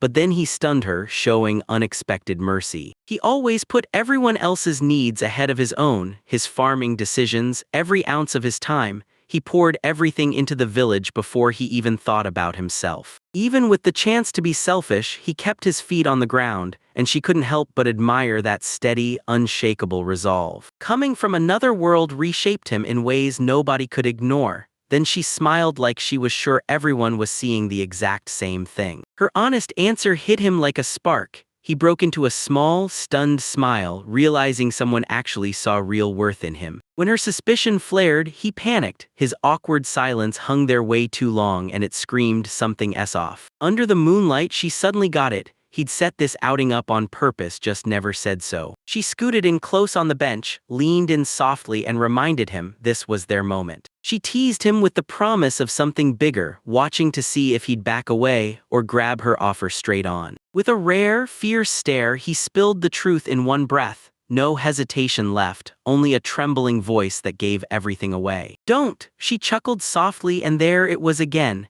His emotional explosions, right on cue, like they always stole the moment and shattered the tension just as it started to rise. That night, their bond sank deeper and deeper, no questions, no doubts. He didn't pry at her secrecy, he just held onto their trust. They got back home and the silence hit like a punch. No footsteps, no voices, no laughter at all. Right before he could step out again, a voice cut through the silence and called his name. Everyone had vanished and he just froze in place, staring as the door slammed shut with zero warning or answers. A younger girl slipped past, radiating cold attitude, and when she spoke, she didn't answer. She shut the conversation down with cryptic, dismissive words. Fuming and utterly alone, he boiled with frustration, because nobody cared enough to even give him a spot, not even a little. He dozed off sulking, and when he finally snapped awake, night had already wrapped the whole house. Outside, a voice snapped his name with urgency. He startled, then dove down to get her message. Out of nowhere, a shout ripped through the hallway. She bolted, leaving him stunned, but he couldn't help chasing after her. He followed her into a half-built structure where bare wood stared back,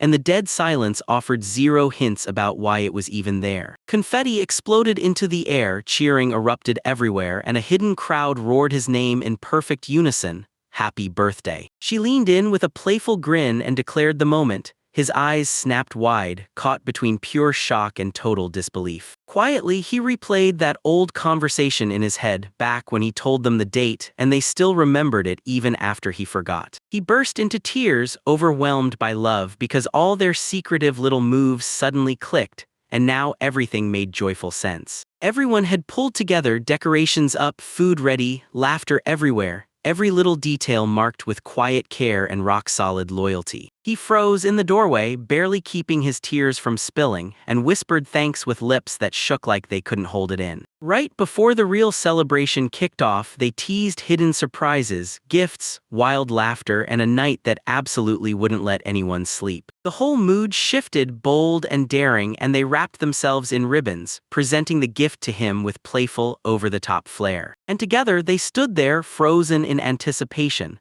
the questions swirling in the air, daring him to finally make his choice. He snapped back instantly, heart wide open, emotions blazing, and a rock-solid belief that he had to accept their gift. Night smeared into memory, and that birthday celebration spiraled into something intimate, wild, and utterly unforgettable, so much so that it became local legend. Elsewhere, a lone girl sprinted through the moonlight, gasping for breath. Whatever she was chasing, it couldn't wait 1 second longer. The girls skipped off, laughing as they handed Tatsuya the reins of the farm and the house. Even with all that power, she admitted the mission could rip them apart, and coming back alive was anything but certain. At the newly rebuilt homestead, a sealed letter finally showed up, bearing Cornelia's personal emblem stamped in wax. Cornelius sent them a polite but urgent plea: back off the magical beast hunts or you'll stir up a whole mess. He realized his beast hunting raids were wrecking Cornelia's economy, and he'd just put her income and her fragile grip on her territory in real danger. The girls' relentless hunting was wrecking entire ecosystems, so officials had to step in fast, because if they didn't, the damage would keep spreading. Tatsuya launched a tight little expedition to claw back losses in food and trading supplies. Right near their home sat a dungeon rumored to be packed with treasure. One problem: it was infamous for wiping out adventurers one after another. Even with the risk hanging over everything, Maria was chosen to lead the mission and steer the rabbit tribe to safety. With tears streaming down her face, Maria begged for special treatment if she made it out alive of the brutal journey ahead. The whole group pulled out with confidence. Tatsuya leaned in and reassured Maria, and they charged forward, believing their power could deal with whatever danger came next. Right before he left, 2 elves swooped up to Tatsuya and begged him to hear what was messing with the drink export business. Shoving wine barrels through monster-choked forest trails was brutally exhausting, and way too dangerous to risk on normal runs. Even with options at his disposal, Tatsuya couldn't use magic or beasts to solve the logistics without wrecking the farm's progress. With problems piling up fast, Tatsuya decided to slam everyone into a meeting and start collecting their thoughts right away. Right as the sun began to rise, rabbit girls stormed through the entrance and the intruder alarm system instantly screamed to life. They spotted an injured girl nearby, and Tatsuya rushed to help even though he was still half asleep, dazed, and not thinking straight. When he realized it wasn't a beast, Tatsuya commanded Ouroboros to investigate while Cassio stayed back. Tatsuya tiptoed out of the house, praying the situation wouldn't spiral into yet another disaster. Outside, they stumbled on a wounded schoolgirl. Her breath was barely there, but somehow, life still clung to her. Tatsuya leaned in fast, stunned by the sight of the injured girl passed out nearby. He begged Ouroboros to heal her, snapping to the fact that the Mayuba classmate was someone she'd seen in Earth Summons. While she slept, he replayed it in his head. Mayu was the only one who never mocked his strange, unrankable skills. Even after the healing, Mayu stayed out cold. Her injuries screamed that she clawed her way through something vicious deep in the forest. So Ouroboros started undressing Mayu, convinced that a warm bath would speed up her healing and bring her strength right back. Mayu's ripped clothes exposed even more brutal wounds, and the doctors insisted the only way forward was a full-on checkup and a thorough cleansing. Ouroboros totally misread the vibe, turning Tatsuya's command into some kind of romantic invitation aimed at him. When they finally checked her body, they found a pile of shallow cuts, signs of a seasoned swordsman's blade. While treating Mayu, Ouroboros started acting wildly excited, flooded by blood and swamped by the sight of her injuries. Still shaken, she blurted out an apology right after making a total fool of herself in front of Tatsu. Tatsuya turned down Ouroboros' offer, caught off guard by her relentless pushiness, and froze,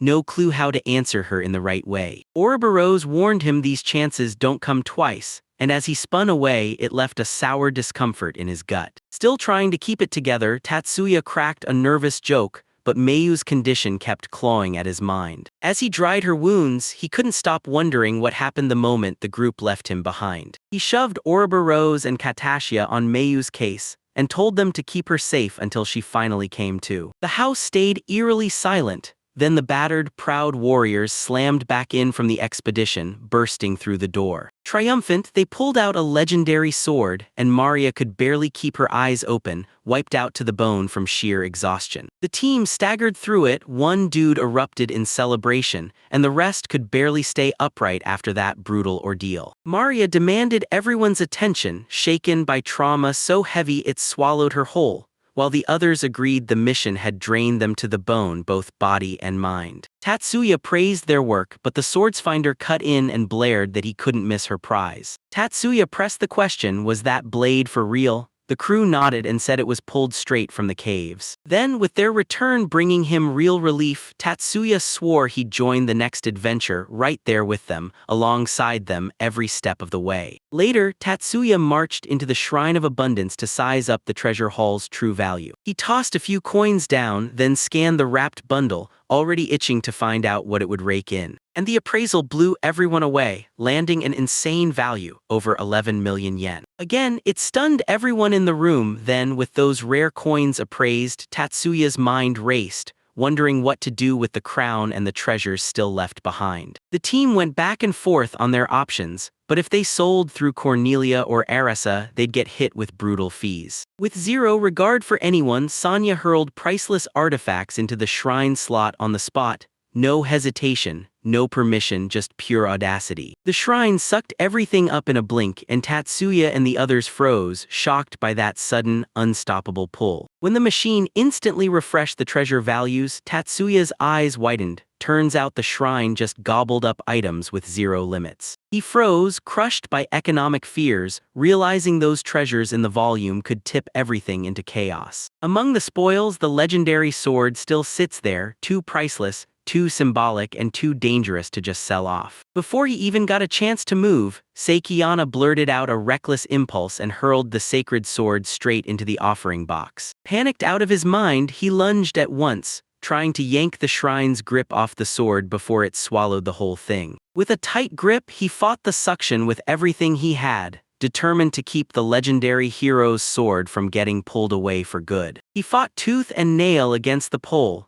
desperate to keep the legendary sword from smashing down into abundance. That sword feels alive, calling him to chase it, or else give up everything and kneel without a fight. Defeated, he let go of the hilt. His sword clattered to the ground and the shrine swallowed it like an offering. Countersurge smashed past 1 million yen, and the sword's insane worth finally got fully confirmed. The whole squad erupted in cheers because that sacrifice hit hard, but when they finally came back, it pushed them one step closer to what they were fighting for. Maria spins in pure joy while everyone else stares, wondering if gold can be turned from mere currency. The altar shoots down the conversion and Maria stares at it, realizing that her fortune is just what she needs to live safe for life. He rips through the numbers, flipping the pages as the whole group goes silent, waiting to see what bombshell he hits them with next. With fire in his eyes, he declares they can finally swing that long-awaited purchase they've been craving for ages. The girls huddled together, buzzing with curiosity, begging to know what secret new treasure their master had just brought home. They didn't hesitate for a second. Together they sprinted outside, buzzing with excitement and tangled up in pure confusion about the mysterious surprise waiting for them. A roaring engine screamed, and this weird metallic beast tore toward them, blowing everyone's mind with how fast it moved. The vehicle screeched to a stop, and the girls froze in place, torn between terror and a cheer. With full dramatic flair, the master stepped out in triumph and proudly showed off his truck, proof that Japanese craftsmanship was built to dominate. Curious and totally baffled, the girls closed in around him as he revealed this secret little contraption,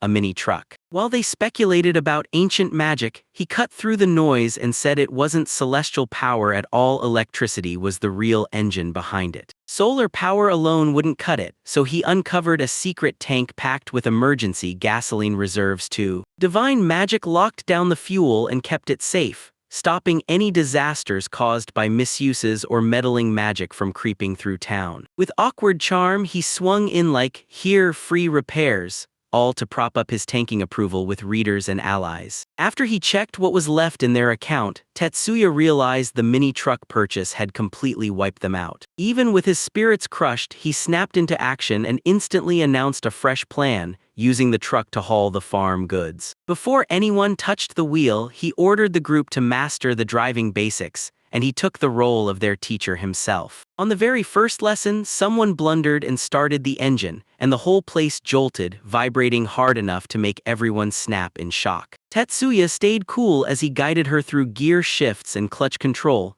kicking off their chaotic but rock-solid driving practice. Even after her first push, the truck ground to a halt and she snapped into panic as Tetsuya rushed in, driving home why clutch control mattered. Her excitement detonated into pure chaos as repeated stalls rattled the truck, every metallic jolt screaming through the cabin. Another girl grabbed the wheel with total calm, mastered the controls, and glided straight through that nearby force like it was nothing. So you're wondering how it all works, huh? The youngest girl was itching to tear the truck apart, but she didn't know how to put it back together. Ouroboros took her turn and the rest held their breath. Her deadly calm felt like it was about to blow up the road. She slammed the brakes on the faster speed, choosing caution and rock-solid stability over Tetsuya's demand to shift gears. Maria slammed the accelerator like she had something to prove, daring everyone and driving the truck to the very edge. She didn't care about the rough ground. She tore down the forest trail at full speed and the others scattered, panicking and begging for mercy. Their chaotic arrival startled a local girl, but she didn't blink. She brushed off the truck and demanded courage with a bold, unwavering stare. With a smug grin, she bragged that she'd already been to Japan and waved off the truck like it wasn't even worth a second glance. She spilled surreal memories, airplanes, tanks, and military bases, and left everyone stunned, totally lost, and whispering, "Wait, what?" Her mind didn't just go deep.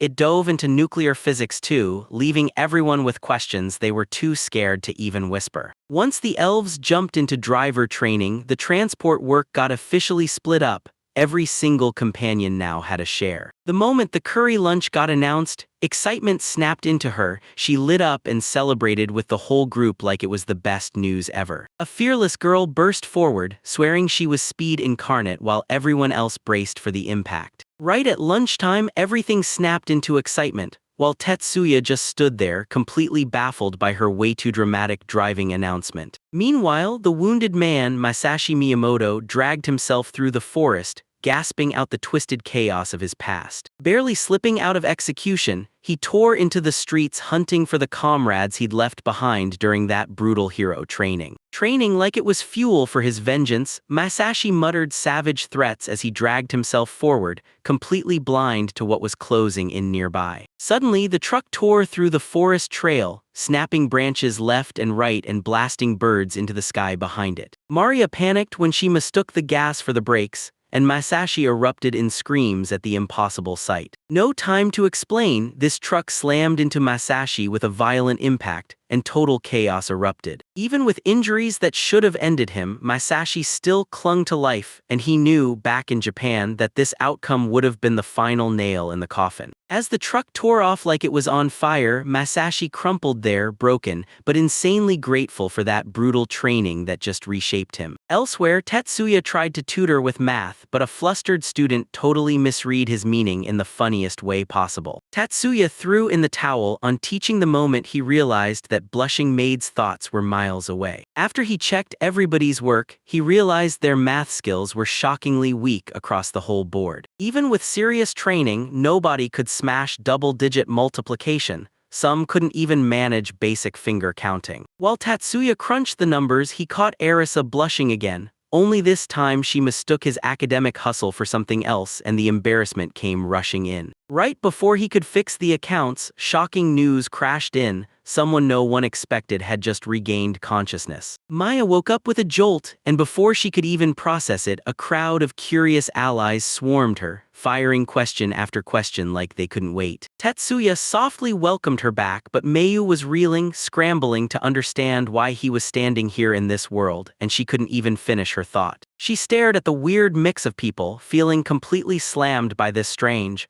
but somehow neatly arranged scene. Recognition smashes into ranked elites and legendary names. Then they're forced to scrub floors as Tetsuya strolls around, running the whole thing like it's nothing. Even worse, Mayu spotted dwarves and elves calmly living side by side, like old enemies just stopped fighting out of nowhere. Mayu's stomach growled when Jin slid the food toward her, yet all he could see was how pale and unnervingly quiet she'd got. Inside the mansion, Mayu sat on edge, surrounded by armored maids who stood perfectly still, their silent discipline pressing down like a threat. Jin leaned in and gently asked Mayu what she wanted to eat, and the moment he felt her confusion in the weird air around them, his voice softened even more. As Mayu hesitated, the others kept hounding for meat, but Jin refused to back down. She demanded Mayu get something warm and easy to digest. When her voice drifted over him like a gentle whisper, his name, Jin's smile lit up, and that familiar sense of everything's okay came rushing back. Mayu blurted out, shy and breathless, that she was craving ginger pork, then froze because she remembered a taste she hadn't had in years. Jin reassured her, saying he wasn't offended.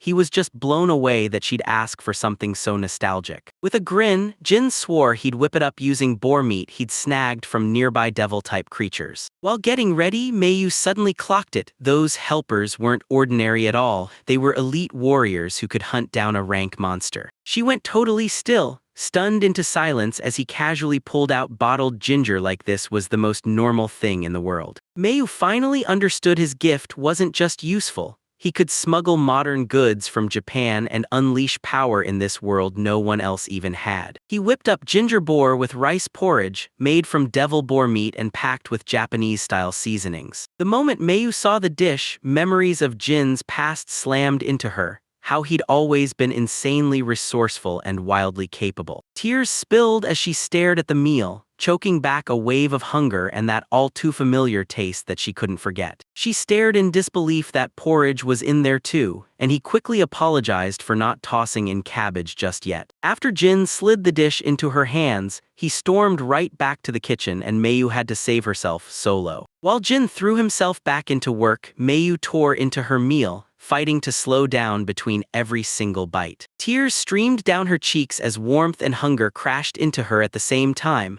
all in one brutal wave of memory. When Jin saw her face, panic hit him. He couldn't tell if the food was comforting her or cutting even deeper. Mayu spilled the whole truth. Everything she'd eaten up to now tasted awful, and that was the first time something finally hit as truly good. She tore into the meal with hungry excitement, praising every bite, while Jin just watched, quietly satisfied like he'd won. And when it was finally over, she sank into silence, guilt crashing back in as she begged forgiveness for what she'd done before. Staring him down, she finally confessed the brutal truth. She'd left him hanging when he needed her most. Jin smiled warmly and waved it away, because he'd already seen the trap that cornered her into that brutal decision. He met her pain head-on and promised her this. Her struggles were probably even worse than what he'd been through. Mayu fell silent and stared at the ground, convinced she didn't deserve his forgiveness, while his calm, grown-up maturity stunned her. Laughing amid all that happy company, Dean lit up as Mayu finally clocked that he'd only ever answered with kindness. Mayu vowed in silence to repay him someday, and she'd stand by him no matter what storm hit next. When they pressed her for her condition, she leaned in and revealed the truth. She was no ordinary presence but a high-expectation sage among summoned heroes. She laid it all out, how brutal training, non-stop violence, and sheer lawlessness brutalized the world she had survived. Even while others fought through the chaos, Mayu's deadliest weakness stayed the same. She just couldn't bring herself to kill the hostile monsters. She finally admitted the truth. She wasn't brave, she was terrified, drowning in guilt and terrified she'd get people killed. Her mind kept looping through the monsters' lives, seeing them as real with families of their own, and that gut-punch imagination made her freeze every single time. When everyone else belayed, the brutal training got even worse, and they singled out Mayu as the go-to target for punishment. Her failure to finish off the monsters didn't just doom her, it spread the pain to everyone, hauling innocent companions into a nightmare of endless torture. Then her comrades pinned every mistake on her, until one day she marched across a rope bridge by herself. On the hunting mission, Mayu got shoved hard,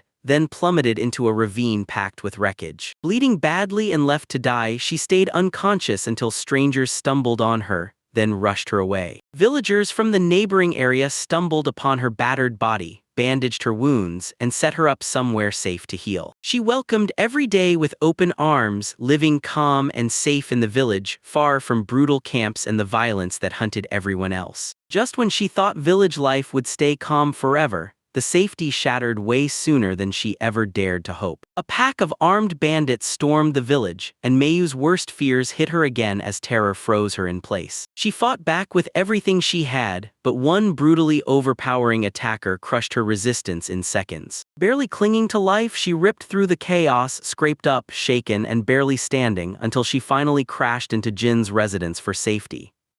She swallowed her fear, thanked them with trembling grace, and then dropped the truth. The village was gone, and everyone inside was probably already dead. Mayu stood before the relics of her past, fists clenched, vowing she'd honor every fallen villager who didn't make it. She slid into her old robe and declared she was leaving, while Jin activated his rare promonition power and Matsuya's adventurer card flashed that his promonition power was live. And right then, a warning screamed as unseen danger closed in. Even with the warning signs screaming all around her, Mayu flashed a confident smile, free from fear and finally done second-guessing herself. Jin panicked as the pull got stronger, pleading with her, "Just one more night, please." Tatsuya spoke up, and that sealed it. Since there was no other way, he rallied everyone and set the plan: we leave tomorrow. But the team's reactions were wild. Some screamed for justice, while others latched onto weird vegetable obsessions and brutal punishment. Tatsuya leaned in as the curry bubbled, grinning while coffee's deep flavor mixed with garlic and loaded up the pot with hearty veggies. Even though he'd promised, Tatsuya couldn't bring himself to leave. He stayed the whole night, and guilt hammered his chest as he kept fretting over the village's safety. Morning hit, curry steaming on the table, complaints erupted, but the clock didn't care, so everyone tore out the moment breakfast ended. Even with a cheerful goodbye hanging in the air, Tetsuya fought back tears, grateful to go, but his heart still didn't want to leave the village. Just then, unexpected guests crashed the scene. Lord Bakery's aroma made everyone tease, while the others came in hungry and bold.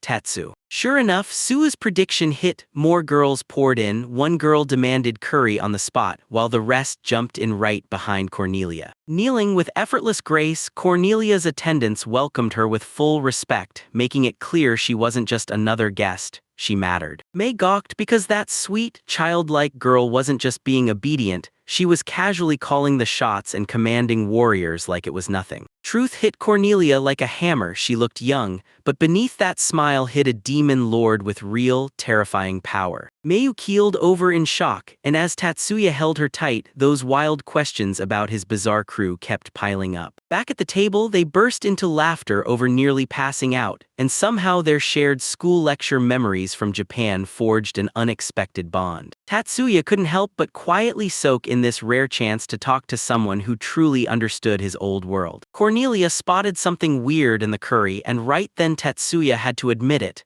Mayu's cooking did it all. Caught off guard by the praise, Mayu admitted she didn't learn this by choice. She had to, after losing her mother way too early. On top of everything, Mayu froze in embarrassment and panic when the whole room erupted over her surprise culinary talent, Cornelia. Julia quickly named Mayu her official minister of curry, because if Tetsuya ever vanished, she needed a backup plan. The fox-eared girl dug into her meal with a grin, shocked to spot Mayu tucked into Tetsuya's weird little crowd. As Tatsuya laid out how Mayu was involved, Cornelia froze mid-sentence, let the truth hang in the air, and finally accepted it in a calm, devastating hush. Cornelia slammed down a brand new mission. She swore her curry minister had to get battlefield support to stop those bandits creeping in from the shadows. As the battle plans took shape, one girl totally misread the whole operation and thought she'd stumbled into a carrot-filled picnic adventure. Tetsuo shut down the reward demand, choosing to guard those smiles instead of cashing in on the survivors' gratitude. Cornelia led the party into motion, and before you knew it, they were plunging into a chaotic bandit massacre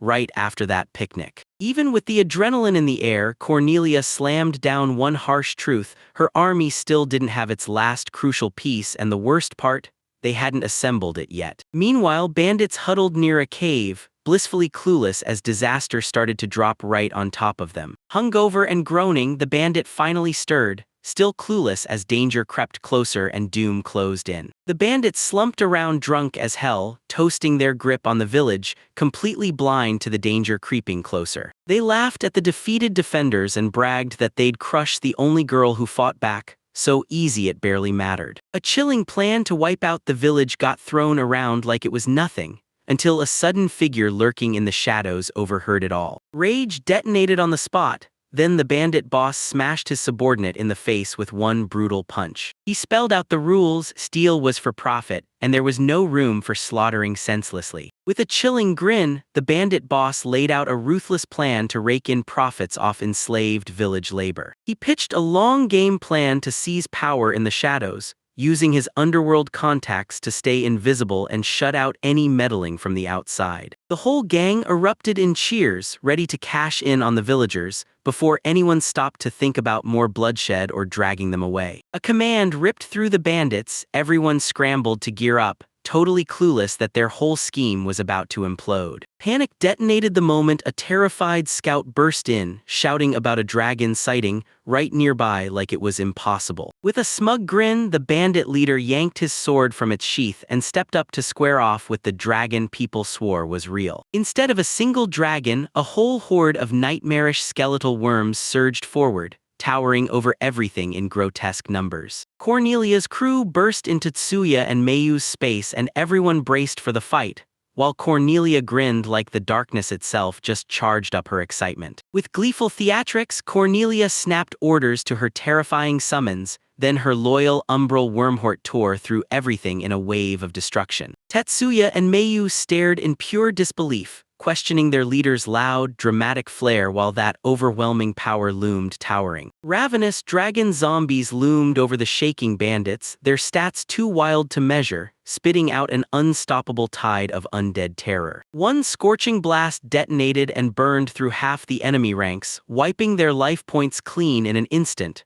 No survivors. Cornelia beamed with pride as her creations tore through the panicked bandits, snapping them up with cold skeletal jaws and no mercy at all. Meanwhile, Maria ripped into the survivors with brutal fury, shaking them down for gold, valuables, and a rare wrestle comb. No mercy, just relentless aggression. With bloodied hands, she slammed another thug under her heel, leaving zero mercy for cowards. While the bandits howled in terror, the bunny warrior bolted away, cackling at how effortlessly her forces crushed everything. While chaos tore through everything, the fox girls dove into the wreckage, stripping fallen bodies for weapons, gear, and anything they could grab that was remotely valuable. Tetsuya stood at the cave's mouth, stunned by the wreckage and the surreal power roaring through it. Cornelia lifted her magic orb high, gritting her teeth as she prepared to unleash the most devastating spell on the last of the enemies. Umbral howl blasted through the night, and when the explosions tore the air apart, terrified bandits shrieked and scattered like prey. The mountain disappeared in a blink, smoke exploded into the air, silence swallowed everything, and panic ripped through everyone nearby, hitting. Tucked inside the trees, Tetsuya watched with razor-calm focus, and then it hit him. This attack wasn't meant to finish everything off. Chaos exploded the moment the enemy launched a brutal counterattack, and allies started dropping fast, caught uncoordinated, with no real defense line to hold. A shadowy figure lurched ahead, sending chills through the survivors as it stalked them with a wrong, unshaken stride. Tatsuya burst into view, hemmed in by bodies, and the truth hit hard. He'd seriously underestimated how powerful his opponent really was. The group clocked him the second he stood there, his shaky stance hiding a power they respected but didn't dare underestimate. Ouroboros's whispers finally surfaced, once mythic blade masters, now vanishing among forest outlaws. Orders blasted through the ranks and they closed in fast, alive, not dead, while rumors swirled among the fighters rushing forward. Caged in on all sides, he refused to fold, because guilt justice meant death and fighting back was the only choice left. Sword up in the air, he roared for a true duel, anything but dying without swinging his blade. Once a devoted swordsman, Ouroboros had fallen from grace, but his battle pride never cracked. Claudia stared at his grit, calculating the danger of granting a dying man his final wish. With a steady, fearless calm, she tapped the farmer's arm and basically dared him to take the duel. Confused by her pick, he groaned and reluctantly geared up, then realized everyone wanted him to step right up and face the swordsman. Doubts snapped through the crowd. Could some farmer swinging a hoe really be their strongest? Even with her doubts gnawing at her, she straightened up and said loud and sure that the farmer standing there facing the swordsman was unbeatable. A violent shockwave tore through the air, and you could feel the battle erupting instantly. With one brutal swing, the farmer smashed Ouroboros in a single blow, and everyone's jaw dropped at his terrifying physical strength. His power was unreal. He towered with strength that nobody saw coming, still calm, still composed, yet a dark fear nagged at everyone because he crushed the world with frightening ease. They didn't just see his raw power, they remembered his humble heart, his kindness, and the way he stood on his own, like a man with depth nobody knew until it mattered. Her cheeks suddenly flared red as he flashed a bright, cheerful grin. Still clueless about the damage she'd caused, she slowly turned her back, hiding every feeling as her heart thundered with a brand new, unfamiliar tension. The bandits got tied up for good, the villagers rushed together, and the whole crew was greeted with heartfelt, overflowing gratitude. While everyone cheered, she smiled softly because she could feel it. Something deeper had shifted between them that very day. Their grind finally paid off, captured treasure and the village's donations all stacked together into a reward they'd truly earned. As they argued over the rewards, Claudia ripped into their priorities while the rest mocked her, cackling about her drinking again. Tatsuya stepped up and offered Mayu a place to stay, reading the moment and knowing she wasn't ready to say goodbye. The village elder pushed her forward and forced her to face the feelings she'd been dodging and stuffing down. Now you looked back at her past and realized somewhere along the way, her feelings for Tatsuya had sunk deep and grown into something fierce. Tatsuya swore he'd have their back as a true friend, while their new home slowly rose behind them. Mayu painstakingly wrote every number down by hand, locking in perfect totals with zero hesitation like it took nothing at all. Tatsuya stared in awe as she laid out her background and the business and accounting skills she'd mastered. When she casually threw out four-digit mental math like it was nothing, he froze on the spot, completely stunned and secretly amazed by the confidence in her voice. Stunned by her talent, he yanked her shoulders with sudden urgency, his face deadly serious. Without a beat, he formally named Mayu their accountant, catching her off guard with a sincere heart-to-heart appointment. Ever since Mayu took over the finances, the household's bookkeeping snapped into perfect, professional-level accuracy, like it had been handled by a pro. That night, the whole crew tore into drinks, burst out laughing, and hammered down a feast that turned the celebration into a full-on party. Curious, Mayu took her first sip of alcohol, and to her shock, it didn't taste awful at all, leaving even Tetsui genuinely impressed as the moment lingered. After the party, most of them keeled over from exhaustion and alcohol, and the table was left littered with empty mugs. Tatsuya leaned in and gave a gentle smile. There was Mayu, fast asleep, finally resting in peace after all of it. He jolted awake to find Mayu right there beside him, proof she'd wandered off and gotten completely wasted. She clung to him with shaky desperation, tossing logic and boundaries aside as alcohol swept her under, and all she could think about was chasing warmth and affection. Slurring her words, she still insisted on staying, and Tatsuya nearly lost it. Panic flared at her bold, reckless move. When the emotions surged, he hesitated, then gently stopped her, urging her to think clearer, stay calm and just. Tatsuya reminded her of their age gap, like a hard line in ink sharp with foresight. Mayu threw in the towel, realizing Tatsuya had seen through every clumsy emotion she'd tried to hide. Tatsuya made it crystal clear, nobody under 18, even if they looked like fully grown adults, was getting any romantic access from him. Even as Mayu fought back with culture differences, Tatsuya crushed the debate by pointing out that society and the readers would still judge they. He slammed down on the idea, saying the rules in their publishing world would never, ever let that kind of relationship slide. Struck by his sheer conviction, Mayu's cheeks flared even brighter as she realized she didn't just like him, she respected him even more. Mayu's cheeks flared red, she blurted out that she was already 20, desperate to shut down the age mix-up. Then Tatsuya scoffed at her, brushed off her words like they were nothing, and told her to sit tight for 4 long years. Determined as steel, Mayu demanded everyone call her 20, swearing her long magical training was the proof. No arguing. She told me her training happened in a realm outside time, so her body stopped aging mid-breath. Tatsuya stayed quiet, stunned by her explanation, but somehow the wild logic hooked him anyway. Maria spun in circles, joy exploding in her chest after they cracked another magical currency code successfully, though. Even though they were dying to turn it back into gold, the system shut them down cold, flat out, no debate, just a brutal refusal. The party huddled up, mouths hanging open as the book flashed, over 1,000,000 yen in stored value. Smiling like he owned the moment, the young man boasted that the money was finally in hand, so they could grab the exact item they'd been needing. After he's joined the household, you take over the counting job, so Tetsuya can focus fully on growing the farm day after day. With their early essentials neatly sorted and tasks split up, the comfy countryside life they'd built was finally ready to sink deep roots and last. Scaffolding shot up as their homestead sprawled outward, carving room for more allies, harder work, and those surprise visitors nobody saw coming. Out of nowhere, Tatsuya demanded Mayu come with him. Meanwhile, Cornelia hung back, fixated on something so intensely it almost felt like hunger. In the ancient Devil's Return, dark whispers of a failing seal seeped out, shaking the peace they'd fought so hard to build instead. Cornelia doesn't hesitate for a second. She strides forward, steel in her eyes, ready to team up with Tatsuya and crash straight into this growing threat. Cornelia shuts everyone out of the mission. Only her and Tatsuya are considered battle-ready. The others doubt her judgment, but she locks eyes with them and confidently orders Tatsuya to follow, no explanations, just command. Tatsuya blurts out his worries and Cornelia shrugs like it's no big deal, right before she spells out what happens when the devil fully comes back. Suddenly, that light-hearted vibe evaporates, like the whole world is 1 second away from collapsing if the seal fully breaks. Tatsuya and Cornelia sailed over glassy, silent waters until an isolated island rose ahead,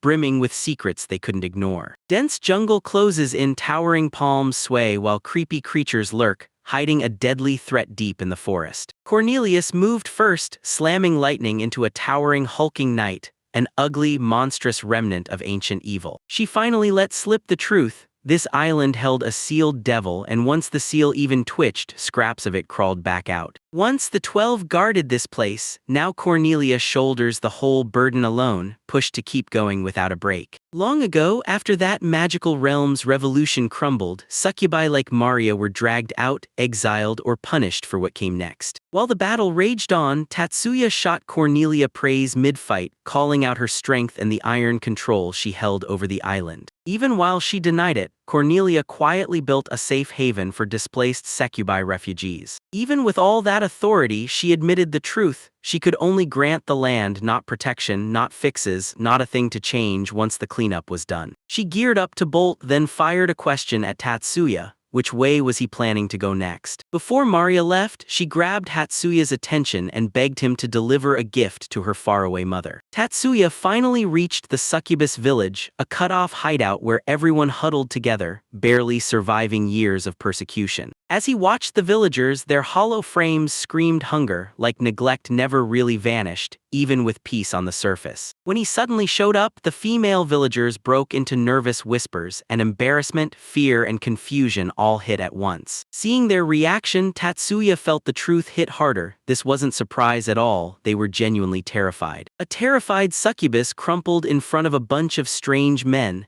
Then she shot back up and claimed control over everyone. Among the intruders, Sakagami and Morioka stood tall, once ordinary people, now spitting arrogance like they owned the place. Tatsuya crouched behind the trees and clocked familiar faces, old escape buddies who looked like they'd finally climbed into power. He stared at the scene, baffled by why they'd bring things to the village and how everything here had spiraled so badly.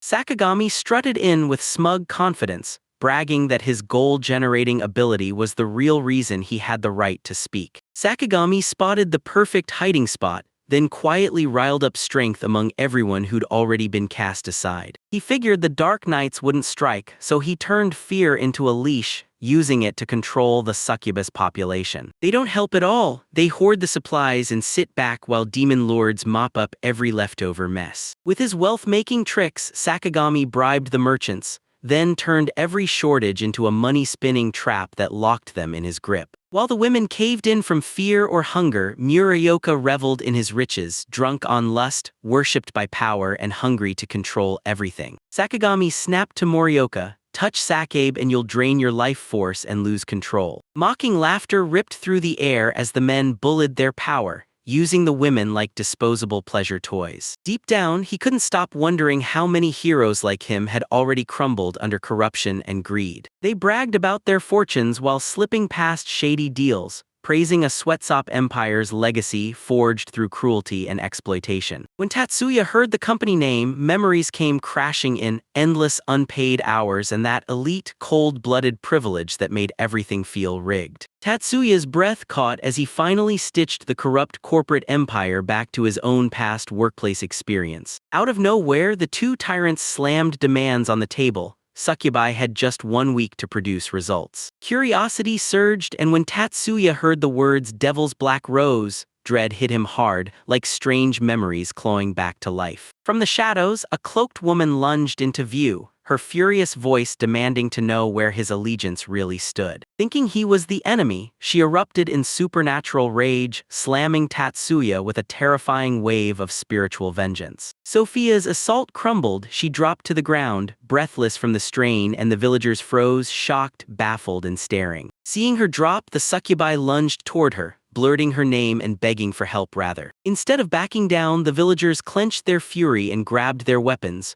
ready to rise up and smash every oppressor. Even as Tatsuya begged them to listen, the crowd brushed it aside and stamped him as guilty, thinking he was just another enemy in the line. With her final breath, Sophia rasped a dying message: "Promise me you'll deliver my love to my daughter." Sophia's tears streamed as she called herself a fool, because she feared her warning would hit too late. Later that evening, Tatsuya snapped at the Tsukubai for doing nothing, baffled by how strong they were, yet how they kept folding without a fight. Sophia warned them once carnal energy runs out, their power crumbles, and under Morioka and Sakagami's grip, they're left completely defenseless. The Devil's Black Rose, that rare once-a-year bloom, was getting yanked away from the succubi hard. Sophia swears Maria's a special kind of virgin. She keeps her power by eating the right food, and it lets her dodge the usual succubus limits. Tatsuya figured out succubi fear garlic, but he didn't realize the weakness wasn't instinct, it was old cultural rules secretly draining them. Inside the hut, he grills the attacker's motives.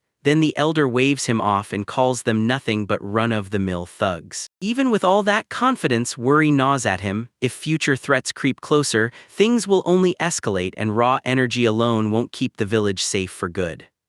The elder drops her gaze, and Tatsuya's offer hits like a revelation. His plan demands an intimate sacrifice. Trapped in a swarm of hungry succubi, Tatsuya suddenly realizes his own carnal power could be the spark that fuels their strength. Tatsuya comes face to face with a sea of eager succubi, and their overwhelming demand hits him so hard he can barely process it. Rather than backing down, he takes their offer on the spot, courage blazing, pride roaring, and maybe a little fool's hope driving him forward. Tatsuya gets swarmed so hard that it finally clicks. His magic can't last forever either, and the limit hits fast. Even with pure determination blazing in him, exhaustion crashes in, his body buckles under the relentless, chaotic surge of power. Morning light slashes through the hut's thatched roof, sealing the end of one wild, breathless night. Rising from his bed, Tatsuya surveys the room as countless succubi lie motionless on the floor, drained but smiling in satisfaction. Sophia hypes him up, and boom, 100 succubi glow back to life, brimming with fresh energy and ready to fight. Steam swirls around him in the bath, and in that quiet haze, the Lord of the Night's skill finally sinks in and lands with a jolt. The moment he steps outside, a massive crowd surges in. He looks around, and suddenly chaos blooms, because this was never supposed to happen. Realization hits like a punch. 10 more villages are out there waiting, and the elder finally whispers the truth.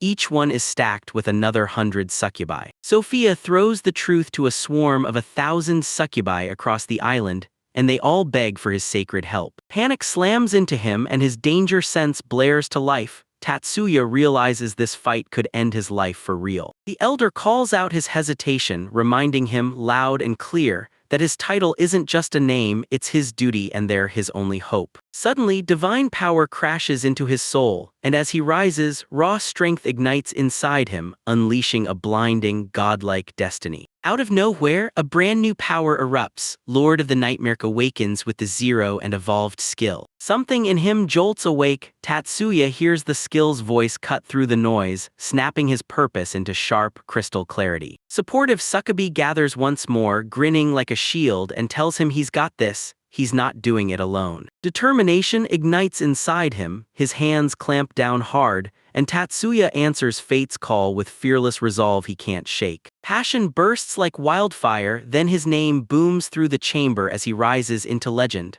the peerless Night Lord. Fueled by sheer willpower, he throws himself into it all, no hesitation, no fear, no limits, just one unstoppable purpose. Tatsuya's final resolve snaps into place as he accepts what's coming. Then he starts shouldering the island's crushing demand. Isekai'D casually slips off her top while Tatsuya leans in, eyeing every rumored move her race might be planning. In another room, the girls huddle together, totally unbothered by Tatsuya's antics with other women. Instead of jealousy, every girl backs Tatsuya with all their hearts, cheering him on and giving his freedom their full attention. Mayu goes still, finally clocking it. She let everything in the instant her heart fell for him. With warm smiles all around her, Mayu keeps her voice locked in silence. Still, she somehow lets everyone know she's right where she belongs. Laughing together, the girls reassure each other. None of them even minds sharing Tatsuya's affections as they quietly. Out in the open, Tatsuya gets hit with a wave of disbelief, stunned that their whole group just agreed to it. That night, the succubus climbs on top of him, driving the passion in relentless waves as their pact surges into something dangerously real. In the dim room, exhausted bodies sprawl everywhere, but Tatsuya stays planted, barely able to keep himself upright. Under the moonlight, drenched and gasping, Tatsuya finally crumples, ringed by even more women who won't let up and demand their turn. With just 1 hour left, the commander storms through the ranks, rallying his units and gearing them up for the enemy's ruthless deadline. The women explode into cheers, thrusting their weapons into the air as raw, wild energy blasts through the entire hall. She squares up against the two men, takes a step forward, and lets her forces fall in behind her in deadly silence. Startled by the motion, the man whips his head around, only to find himself utterly baffled by the elder's silent refusal. Shadows claw at her face as she flatly rejects them, and the whole room snaps with tension. Crackling with magic, the bald man laughs at the elder, thinking he can crush her until sheer resolve snaps into place. He humiliates her in front of everyone, then swears he'll kill her right there while the crowd just stares. So much arrogance it makes her whole world feel shaky. Suddenly, a fist rockets at him and cuts off his words with a fast, silent counterattack. A warrior unleashes a brutal, explosive hit, straight to the target, sending the man flying backward through the air like a ragdoll. He slams into the ground with a violent thud, twitching as his body refuses to answer from the impact. A swarm of women closes in on the enemy, weapons raised and ready to pin him down as they bark attack orders like a storm. Even with the non-stop thunder of the hits, Elder and Tatsuya stay locked in, trapping their opponent so there's no way out of the barrage. The enemy crumples there, stunned and drained, and the women and Tatsuya stare in shock at this sudden weakness. One woman locks eyes with the remaining target, steadies herself, and starts to unleash her strike as the group pushes forward without hesitation. Commands rippled across the island as every force surged in, dead set on stopping the enemy's escape for good. For months, he hunted dark remnants without rest, and at last, when the potion finally came together, his hands shook with pure electric excitement. He triggered the overpowered skill and slammed a towering golden golem into the world, rattling the whole village to its foundations. When the golems finally hit the battlefield, the defenders got crushed under their sheer numbers, and the women suddenly realized there was no escape. They were boxed in from every side. Thunder-rumbling footsteps hit the ground as the golem barreled forward, and the villagers scattered in panic, terrified by the terrifying power he was proud to unleash. Riding high on Golem's shoulder, he charged his confidence to the max and declared total supremacy, certain that nothing could stop him now. With his shovel raised high, the farmer charged ahead and launched a brutal surprise attack on the towering enemy. He snapped that the villain didn't matter, sliced through him with a ruthless clean cut, and shut down any chance he'd get another second of relevance. With one brutal strike, he cracked the golem's core wide open, and the whole fight flipped in an instant under his unstoppable power. A blazing shockwave ripped across the sky, crushing the fight to an instant end. Then the island fell death quiet, and all that was left was defeat. The summoner crumpled by his wrecked creation, and the villagers erupted in cheers for the impossible hero who actually won. Reveal. With his identity finally exposed, the farmer lunged at his former allies, and their jaws dropped as his sudden power tore through them. In desperation, the bald villain hurled lightning magic from his hands, refusing to accept defeat, still searching for that final blow. Sulfia got trapped in a magical snare, and that's when it hit. This enemy was still deadly serious. The bald man gripped every hostage tight and fed his spell with relentless, ruthless bursts of mana. Giggling at the twist, the villagers burst Sophia free while the hero wrestled with what to do next, since his path kept changing. He was shoved to his knees in raw humiliation, and the villain pressed him with one cruel question. Was surrender really the only road left? Suddenly, a mini-truck tore through reality, lurching out of control as someone screamed about being totally messed up over the brake pedal. Two enemies got erased midair, tossed around like broken dolls while the magical scheme crumbled into full-blown chaos. Tires shrieked to a halt, and the villagers just stand there, staring in disbelief with their mouths wide open at that impossible entrance. He brushed past his unexpected allies with a bright, confident grin, like he'd strolled in fashionably late to the party. Reeling from the wreckage, one girl spotted familiar faces scattered across the battlefield floor, her breath catching in sharp gasps. As Tatsuya's crew burst in, the asps shot across the scene, and suddenly it all clicked. They were linked to Cornelia's closest lieutenants. The villagers' curiosity exploded into pure awe when they saw the powerful mage bow with respect to Tatsuya. With a grin, he claimed he wasn't a hero or a soldier at all, just a proud, skilled farmer. While the group snapped at him for showing up late, he grinned, because his work was already finished. Maria bolted forward in tears, crashing into her long-lost mother's arms like the world finally made sense again. Warmth surged through the crowd as the two finally crushed into a hug, wiping away years of separation and aching longing. To celebrate peace, the whole crew ditched their usual outfits, slid into swimsuits, and basically screamed, "The beach break we've been waiting for is finally here." Laughter burst across the waves as the friends splashed in the sunlight,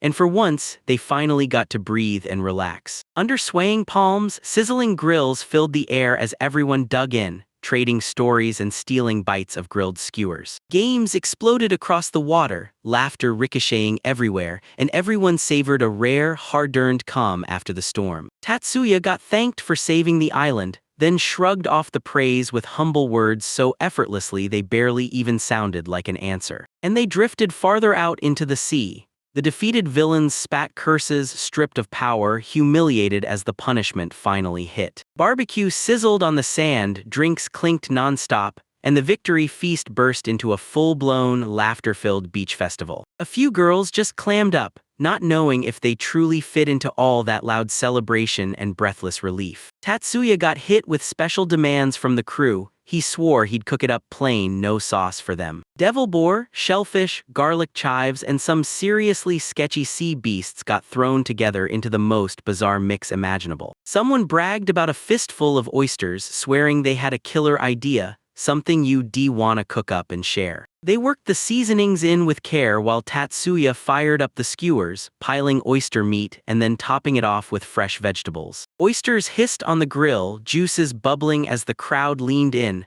Then the night's final moment hit. The final dish, oyster a la Jaya, was made with zero garlic, prepared with care so every bite stayed safe for sensitive palates. Tatsuya broke down exactly why those ingredients were made to fuel people who couldn't touch garlic.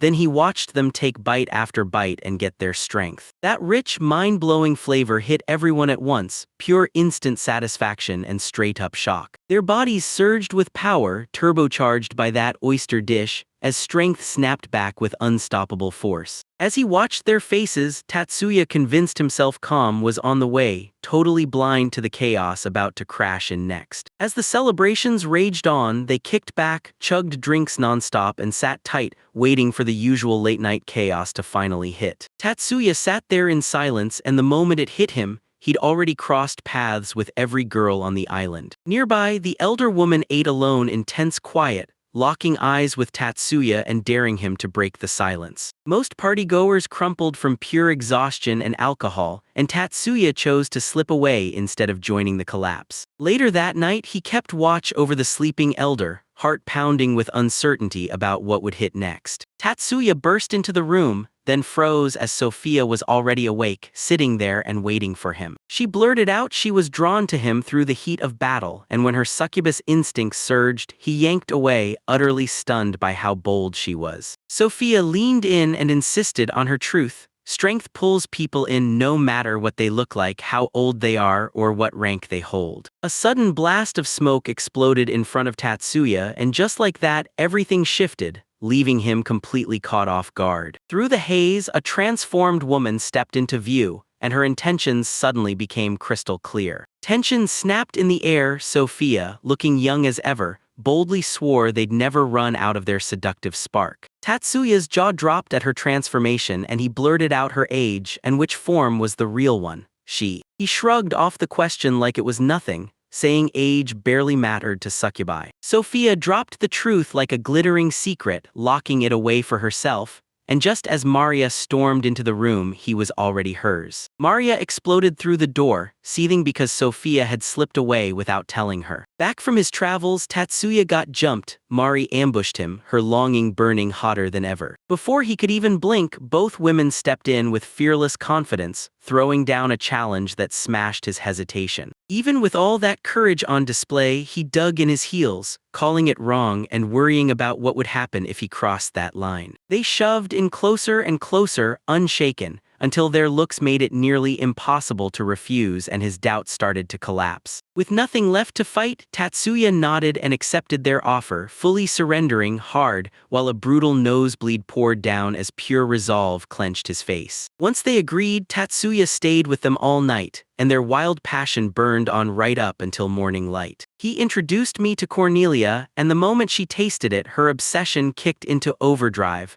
like she'd found a whole new world of flavor and possibilities. Inspired, she ordered her mages to dig deep into miso, cracking it through alchemy and slicing it apart with magical research rituals. With the right support, she grabbed hold of soybeans, kicked off production, and mapped out distribution to rake in profits across the villages. Tatsuya even brewed rough, homemade sake, sticking to old traditions while their secret, self-sufficient farming life kept everything under wraps. Girls went absolutely feral for sake, snatching it up so fast that there wasn't a single bottle left for anyone else to buy. He closely inspected the fields, making sure the crops kept growing strong without so much as a hitch. Maria kept the crops moving, while Arisa tore through the selling end, handling the bulk of the deals across the human territories. Because a chunk of the crops never sold, Cornelia was handed the job of getting every last one distributed through some seriously creative back channels. They locked in a 70-30 profit split, handing the bigger slice to Cornelia, yet she was still far from happy with it. Under Cornelia's command, brutal Cyclops workers hauled heavy cargo, powering the whole operation and pushing supplies through the non-stop bustle of the settlement. The financial records raked in steady profits, and Mayu's face lit up, especially after she finally got her newly crafted abacus in her hands. While everyone else stayed locked in and grinding, Cornelia sprawled and dozed like she always did, letting her subordinates carry the weight. While their days moved in a calm rhythm, the harvest kept coming like clockwork, and peaceful fields defined their slow, steady way of life. Out of nowhere, flaming chunks of metal come flying out of the sky, shattering their calm with explosive chaos. A sudden explosion blasted the fields and confusion swept in fast, while he just stood there, frozen in place, gripping the vegetables like they'd turned to fire. Smoke trails snaked toward far-off craters. He let out a heavy breath, already knowing he had to go investigate that sudden disturbance. Across the forest, massive impact zones cracked open, and deep inside them, eerie round objects glowed with a faint, restless energy. Round capsules sat frozen in the crater, hairline cracked, faintly ticking as the tension kept creeping higher and higher. Two winged humanoids stepped out in perfect calm, standing still and silent, every detail down to their outfits, stance, and horns screaming, "Don't blink." It started with wild theories about their origins, then just by how they looked, one clearly read as female and the other screamed male, but either way, neither one of them looked like any ordinary forest dweller. Out of nowhere, the black-haired kid stepped forward with fearless confidence, and the whole crowd froze in stunned silence. Out of nowhere, he shoved a business card into the conversation, linking himself to a so-called Bureau of Excellence. They step up and declare, loud and proud, that they're Chrono's loyal aides, bound to the demon lord who rules every last shred of spacetime control. With Flare leading the charge, they named Coco and Lulu, and teased that even more ruthless demon lord factions were out there, stuffed with power. While everyone else fought in the dark, Chronos watched it all from afar, tracking Earth's wild humans and clocking a fresh divine awakening right up ahead. While he was sorting out the word deity, he couldn't help but joke to himself, maybe his farming skills were so good they were basically divine. Everyone kept pushing the conversation toward finding the awakened one, but not a single person dared claim they held that massive, unknown magic. The visitors spilled the truth about a power that could flip the whole world, something divine, untouchable, and way beyond mere skills or basic class limits. Once they finally found that mysterious earthling, suspicion flared in his chest, and he casually pressed them, asking what they were up to. Without a second thought, the winged child snapped that it was time for total extermination, because this presence was way too dangerous to let linger. When the farming results didn't line up with the readings, pure confusion hit hard. Then one person blurted out, "God of Lust," and everything snapped into focus. Lightning-quick realization hit him, and that crushing truth snapped into place, locking together everything he'd been dodging. Right when he tried to deny it, Lulu darted around, sniffing out the unmistakable divine aura like it was screaming from the air. With a mischievous grin, Lulu called out his so-called lust god energy, broadcasting it way too loudly for him to hide it anymore. More laughs came, cruel mockery poured in as they dragged his secret into the light, and nobody believed his innocent act anymore. Even after he denied it, his flustered answer only made everyone more suspicious, and turned the whole situation painfully awkward. Throwing Cornelia's name out was pure desperation, but it snagged him just a brief, precious pause. Laughter bursts out as the demon kids trash his excuse, mocking it as childish, and calling his totally believable story pure nonsense. Even though irritation burned in his chest, he forced himself to remember those were still their kids, even after their insults had turned so. Inside, he fought to stay calm, hammering one thought into his head: "You're 30, don't let some immature provocation steal your composure again." Mockery surged as she snapped out cutting insults and cruel threats, and every teasing jab tightened the tension like a noose. He fought to stay composed, desperately counting primes in silence, praying he wouldn't crack. Even after his desperate plea to verify it, the demon brushed his claim aside as scandalously flimsy and completely groundless. Doubt still gnawed at him with no proof in sight, so he pointed straight at Ouroboros, Cornelius' servant, and called it indirect proof. Ouroboros hesitated, realizing Cornelius' spell had vanished. Now he had nothing left to prove it, and the timing couldn't be worse. With the protective barrier wiped away, he realized it had an expiration date, like software, and he'd need a fresh license renewal. Chaos was about to explode until extermination got brushed off as a joke, and the whole room instantly snapped back calmer. They didn't start swinging right away, they demanded proof he could survive, and they forced him to earn it through a brutal demonstration. They handed him a chance to fight through it all, and if he could beat the trial, he'd prove his divine power was truly worth having. She kept mocking him again and again until he finally snapped, raw, blazing anger spilling out as he stepped up, ready to fight back. Just like that, the challenge exploded into action. He got called to the living room, standing there ready to face whatever test was coming. He expected magic, but the first trial punched him in the face. No spells at all, just a brutal Othello-style showdown. Though confused, he still accepted it. But this world's Othello threw him off so hard it hit harder than any demon he'd ever feared. Nervous sweat drenched him as dread tightened his chest while she smirked across the field,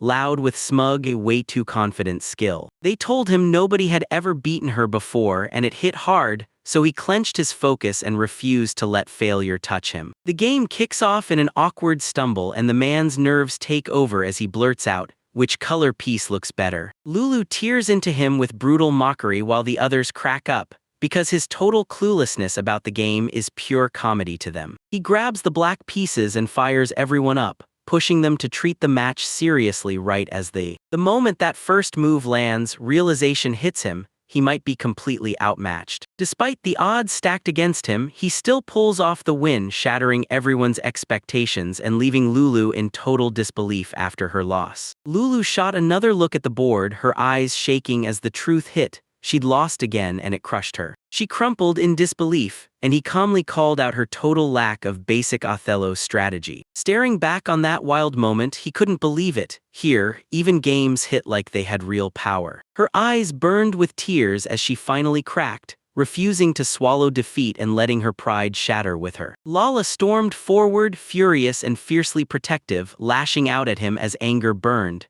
because her little sister had been crying. Tatsuya stood there silent while Lulu's rage erupted. Then a strange, electric energy shot through his body like lightning. His pent-up feelings finally exploded, rage, sorrow, and pride spilling out, until calm awareness settled in and everything clicked into clear focus. He locked onto the crying girl and suddenly realized something wild. He felt free, unchained from every past restraint and every lingering doubt. As Lulu sobbed, Kronos leaned in and told her straight, discipline isn't optional for anyone who spits in the face of divine responsibility. Ayaka stared as he stormed out, still reeling from the sheer force in him, while Tatsuya muttered under his breath, alone with his thoughts. He never saw it coming, emotion crushed him, and Tatsuya accidentally unleashed a secret power, yanking something sleeping deep inside him into the light.